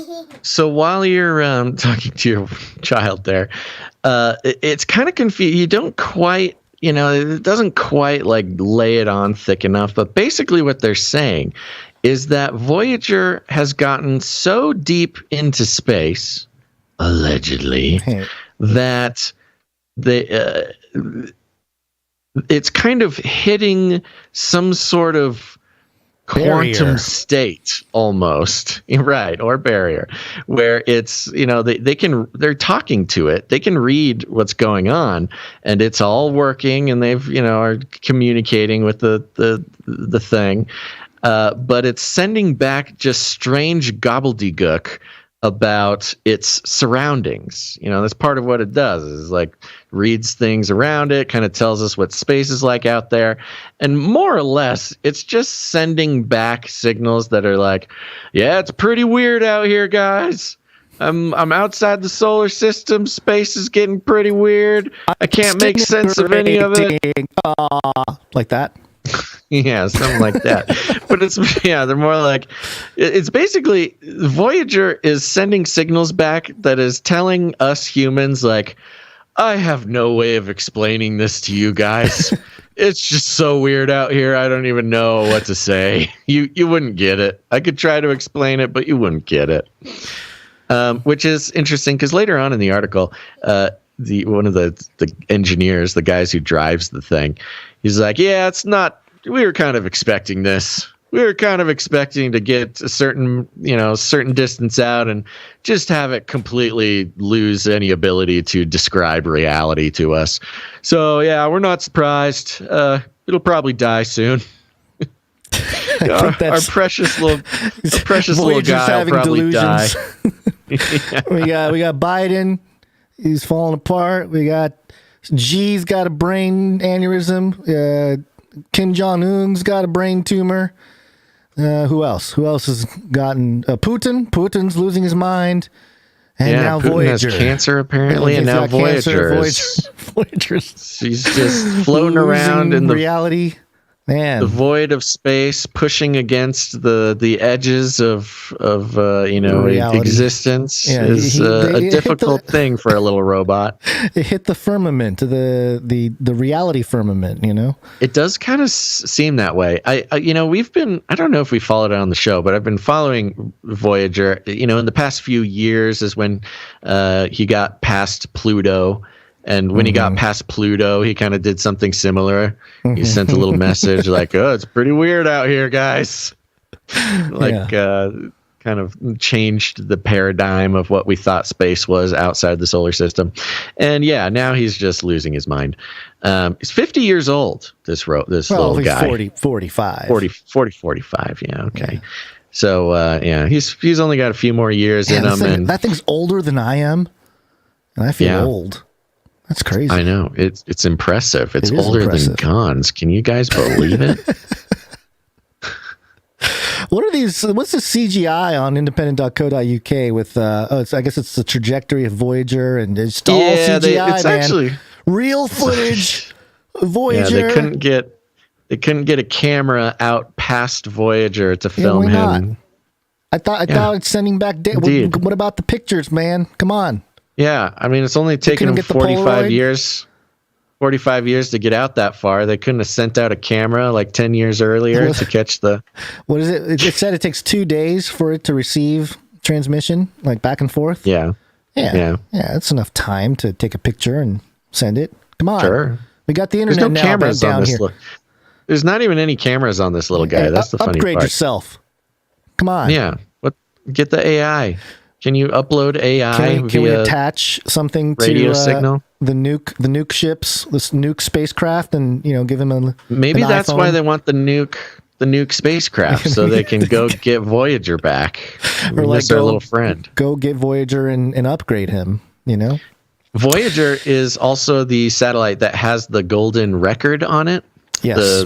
The alien communication record we sent out. Which was no good because I think recently we reported, it might have been one of the solo shows I've done recently. Yeah.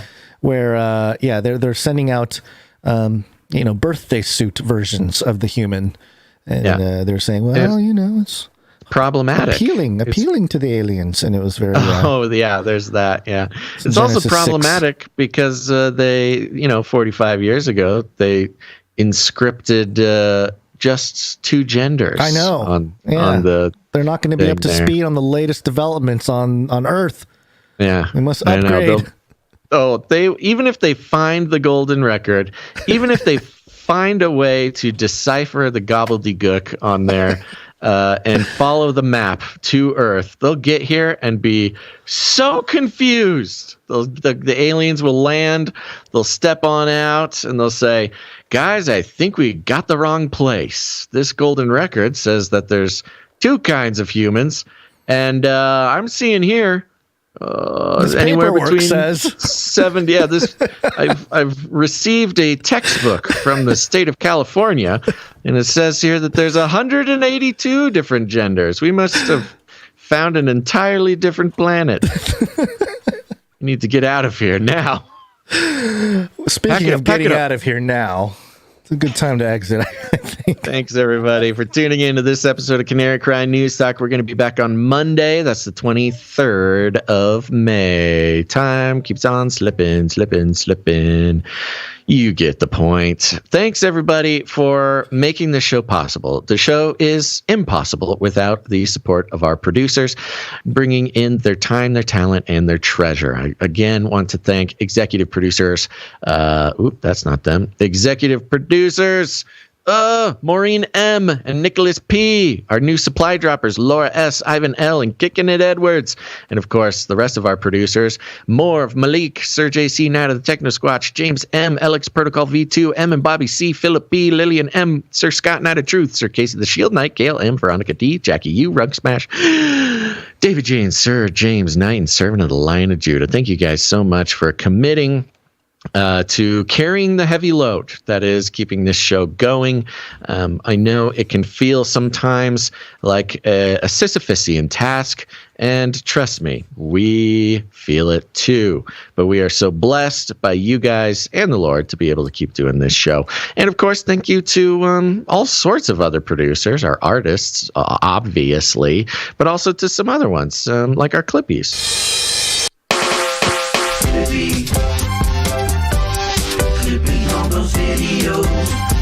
Thanks. That's right. Let's take a step back real quick, Gonz, because I forgot to mention that if anybody out there wants to join the team of producers, the blessed few that help keep this show going financially, you can go to patreon.com or patreon.com/CCNT or CanaryCryRadio.com/support. CanaryCryRadio.com/support. Now the Clippies. Clipping on those videos. Thanks. Thanks. That's right. Our clip producers are the beautiful, talented people who clip out every show and put it up on the Canary Cry Clips channel, an essential resource for reviewing information and sharing information in a careable, shareable, tasty little packet. Thank you to Emsworth, Faye Liverin, and soon to be another producer. Thank you very much. Thank you. Timestampers. Timestamp. It's hard work. Timestamp. That's right. The timestampers, they timestamp out the whole show. It's very important for so many things. I couldn't possibly even begin to explain it to you, like Voyager, lost out on the edges of space. But thank you very much to Jade Bouncerson for Wednesday's timestamps. Thank you very much. Meetups. Canary Cry Meetup. Go to CanaryCry.Meetups.com. You can see all the meetups going on. We got the Zoom meetup tomorrow, the third Saturday. Head on over to CanaryCry.Meetups.com to get all the info for the Zoom meetup. We've also got the Los Angeles infiltration of the Church of Skatin'. That's right, the roller skating meetup. Doing it. Lady B Hats at yahoo.com. Get in contact. You can find that contact over on the website. I did get a note from Lady Night Little Wing. That's what it is. Yeah. The date for the skate meetup is Tuesday, May 31st. Whoa. From 8 o'clock to 11 o'clock p.m. Whoa. Yeah. Late night party on a Tuesday. Late night party on a Tuesday, baby. Well, 8 o'clock. You don't have to stay the whole time, Gonz. At Moonlight Rollerway in Glendale, California. Contact this email for ticket info. And the email is, I believe, ladybhats@yahoo.com. I will copy it and I'll paste it into the chat so you can observe it in all of its glory. That's going to be very fun, Gonz. You're going to need to get a babysitter for that one. So there you go. If you want to go roller skating with some Canarians, enjoy your look. You don't have to actually even roller skate. You can just hang out, enjoy the sort of kitschy flavor of being at a roller skating rink. Keep an eye out for any members of the Church of Skatin' and intercede on the Lord's behalf, or rather on my behalf, interceding to the Lord. We got San Antonio, Texas on June 4th. Go check that out. Bemisdead at yahoo.com. And, of course, Hollidaysburg, Pennsylvania on July 9th. Contact Ethan Sammons, 1@gmail.com. Go check it out, CanaryCry.Meetups.com. It's very important. Go do it. You can also put on your own. It's very easy. It's a very slight commitment. You're going to a place anyways. You might as well invite other Canarians, fellowship with them, make contacts, and just have a wonderful time. And we'll see you at the meetup. This is fun!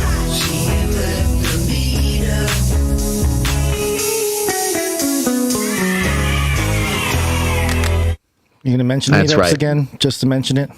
You mean reviews? No, reviews. I'm not. We're skipping it. You guys get it. Reviews. Yeah. Social media, go. That's right. Go share us on social media. I want to thank a very special Instagram user named Amber. Amber. Thank you very much. Posted about us on their story. That is amber.holistically. Christ follower wife. There you go. Everybody go follow Amber, and thank you very much for posting about the show. She posted, let me see here. It was a breakdown of the baby food shortage. It was our whole big breakdown. It was a wonderful breakdown. And I'm assuming she posted that because, well, she has babies. And I'm sure she knows other people who have babies. So it was relevant to her life and relevant to her followers. Thank you, Amber, for posting about the show. Appreciate it. And you, too, can get a shout-out on the show if you post about us. All you got to do is, the easiest thing in the world to do is go to the Canary Cry Clips channel, grab a clip, and post it. Tag us so we know that you did that. It's very helpful, helps other people find the show, and it activates those algorithms. We're trying to play the robots game here, so go do that. Other than that, share the show, share with your friends, share with your family, just share it the old-fashioned way, baby. Just burn it on a disc and chuck it into the ocean. Let the birds find it. Birds are in the ocean, right? Yeah, I think so. But you don't have to do it that absolutely normal way that I just said. You could find a more creative way to do it. I know lots of you there. You don't want to just do what you're told. You don't want to do what everybody else is doing. I get it. So if you're looking for some inspiration, don't burn the podcast onto a compact disc like some sort of caveman. No. Go ahead and inscribe on a golden record. Here's some ideas. You're going to want to, of course, just put one of the whole episodes. I think it would, for 3 hours, I think you're going to need to get about 17 golden records.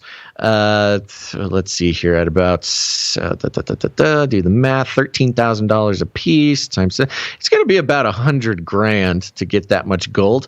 But it's worth it. You're worth it. Then go ahead, put the podcast right there on the record. I don't know how to do it. Pay somebody to do it, I think. But you're going to want to put some other inscriptions so they know what they're looking at. If aliens find it out there, or more likely some dead NASA satellite bumps into them and has gained sentience because of the sort of frizzling of reality on the edges of the universe there. He'll want to find his way home. And you know what? It's a long ride from the outskirts of the solar system all the way in past the asteroid belt, all the way to the big blue beautiful baby we call Earth, if you believe in such a thing. And they're going to need a podcast to listen to, so just download all the podcasts, put them on a bunch of golden discs, inscribe what you want to communicate, what human beings might look like when they get there. And this is just an awesome opportunity to just kind of mess with them. I would say maybe just inscribe roosters, just a bunch of roosters and the different varieties of roosters. And also put like a big skull and crossbones over them, because we do not want these aliens falling for the propaganda roosters. Well, you guessed it, propaganda. So Just do all of that stuff, I guess, and then the aliens will know about the show. And when they're asked, what led you here, they'll say meep moop moop, and then sort of telepathically communicate to every person on Earth that Canary Cry News Talk got them there. That'll be a pretty good PR. We'll probably get some pretty good downloads after that day. And it'll be all because of you. Thank you so much. We like to call it rattling cages, and if you need any more instructions, here's what you do. You walk right up to him, grab him by the cage, and then you shake it. The end of the world occurred pretty much as we had predicted. I want to shake things up, stir up some controversy, rattle a few cages. Hey, stop that! You'll never silence me. I'm the last angry man, a crusader for the little guy. Leave the bird alone. Never. Rattle a few cages. Rattle a few cages. The human race will have every opportunity to improve. And if they don't? Ask Noah. That's right. Just ask Noah. Any last words, Gonz? Have a great weekend, everybody. Thank you for being here. And do it. Hope you guys all enjoy. Friends, family. Just take it easy. Take some deep breaths, everybody. It's okay. The world's blowing up, but you're fine. It's all going to be okay. Yeah. Just get yourself some of your best buddy Basil's emu jerky coming in 2023. All right, everybody. Thanks for tuning in to this episode of Canary Cry News Talk. Make sure to tune in next time. But until then, think outside the cage.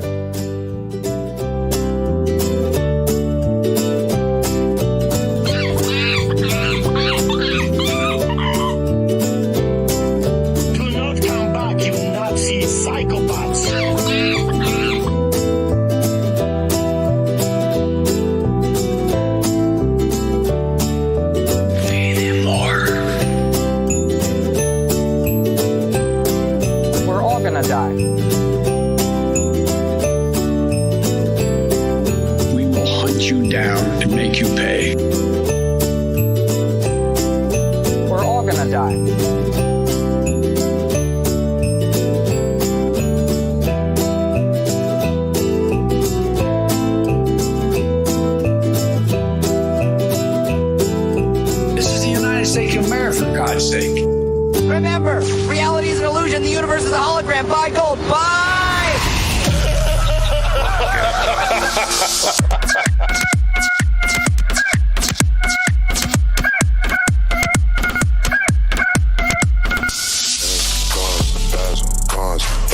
Gonz, man, you know what's going on. Basil, Canary Cry News Talk, man, what's going on? Gotta turn it on, shows coming on live. VPN on when I'm going online. Anonymity, man, cryptocurrency. We got everything you need, get it 3 times a week. Jesus Christ the King, let the Holy Spirit speak. Battle in the cage, gotta set the captive free. Value for value, to me it's not free. Wish I had a longer streak, but this creativity, go fulfill the 3 T's. That's time, treasure, talent. Give it right back, put it right back in balance. Not right or left, we not with the distractions. Catastrophes are the classic techniques. All attacks of the enemy, getting defeated. Underneath the feet of Jesus, just believe us. Media is trying to deceive you. Gotta read between the lines till you see through the disguise. It's a slit reptilian eye sitting on top the pyramid. Got a myriad of topics, might be on a watch list. R.I.P. face like the sun, but you cannot stop this. Like the Lord's gonna come stop this beast system and this infinite wisdom. Yeah, when the time is right, yeah, we're gonna take flight like a thief in the night. So I gotta get it right. I gotta repent and sit patient. Waiting for supply drop. Google eyes don't blink, man. I need some eye drops. Google mind deep thinking for the AI thoughts. Yeah, Basil, Gonz. You know what's going on. Basil, Gonz. Canary Cry News Talk, man, what's going on. Basil, Gonz. And you know what's going on. Basil, Gonz. Canary Cry News Talk, man, what's going on.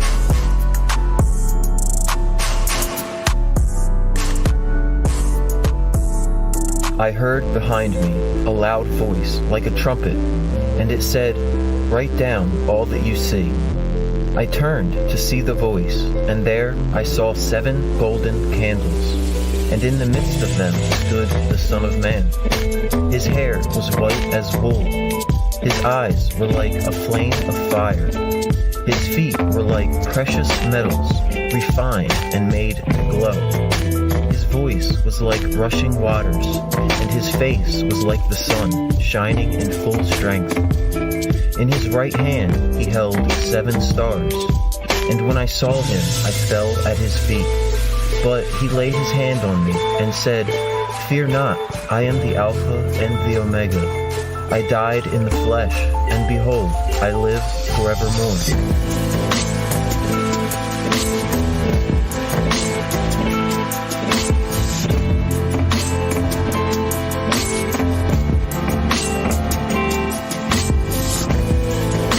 Now write down all that you see, that which has happened, and that which takes place after this. As for the mystery of the 7 stars in my right hand, and the 7 candles in my midst, the stars are the angels of the churches, and the candles are those churches. Behold, I stand at the door and knock. If anyone hears my voice and opens the door, I will come to stay with him, and he will stay with me. To the one who conquers, I will grant him to sit with me on my throne, as I also conquered and sat with my Father on his throne.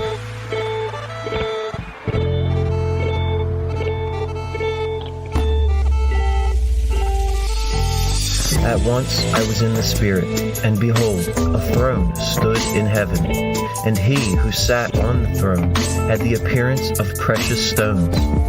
Surrounding the throne were 24 other thrones, and there sat 24 elders, with crowns on their heads. From the center throne came flashes of lightning and rumblings of thunder, and before it there stood 7 torches of fire, which are the 7 spirits of God. All of this rested on a sea of glass, like crystal. On each side of the throne are 4 living creatures, full of eyes.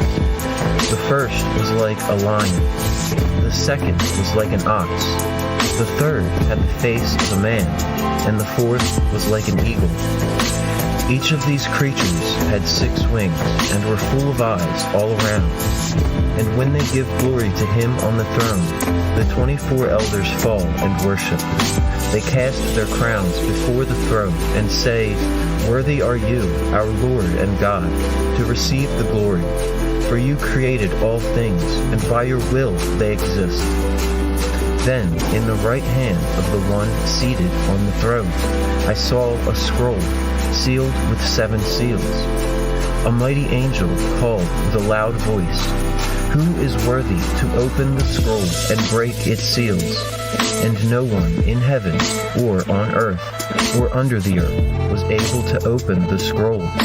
But the 24 elders said, "Behold, the Lion of Judah, the Root of David. He has conquered all, so that he can open the scroll and its seals." Then, in the midst of this throne room, I saw a lamb, which looked as though it had been slain. It had 7 horns and 7 eyes. These are the 7 spirits of God, sent out into all the earth. And he went and took the scroll from the right hand of the one seated on the throne.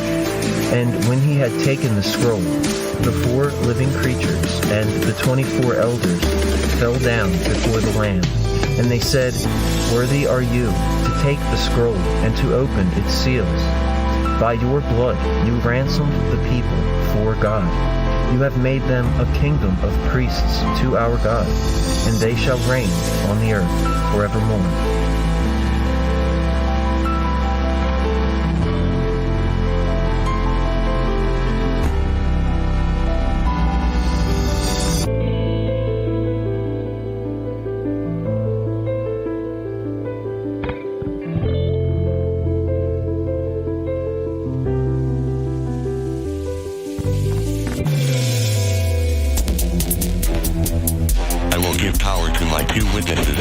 And they will be clothed in burlap and will prophesy during those 1,260 days. If anyone would harm them, fire pours from their mouth and consumes their foes. If anyone would harm them, this is how he is doomed to be killed.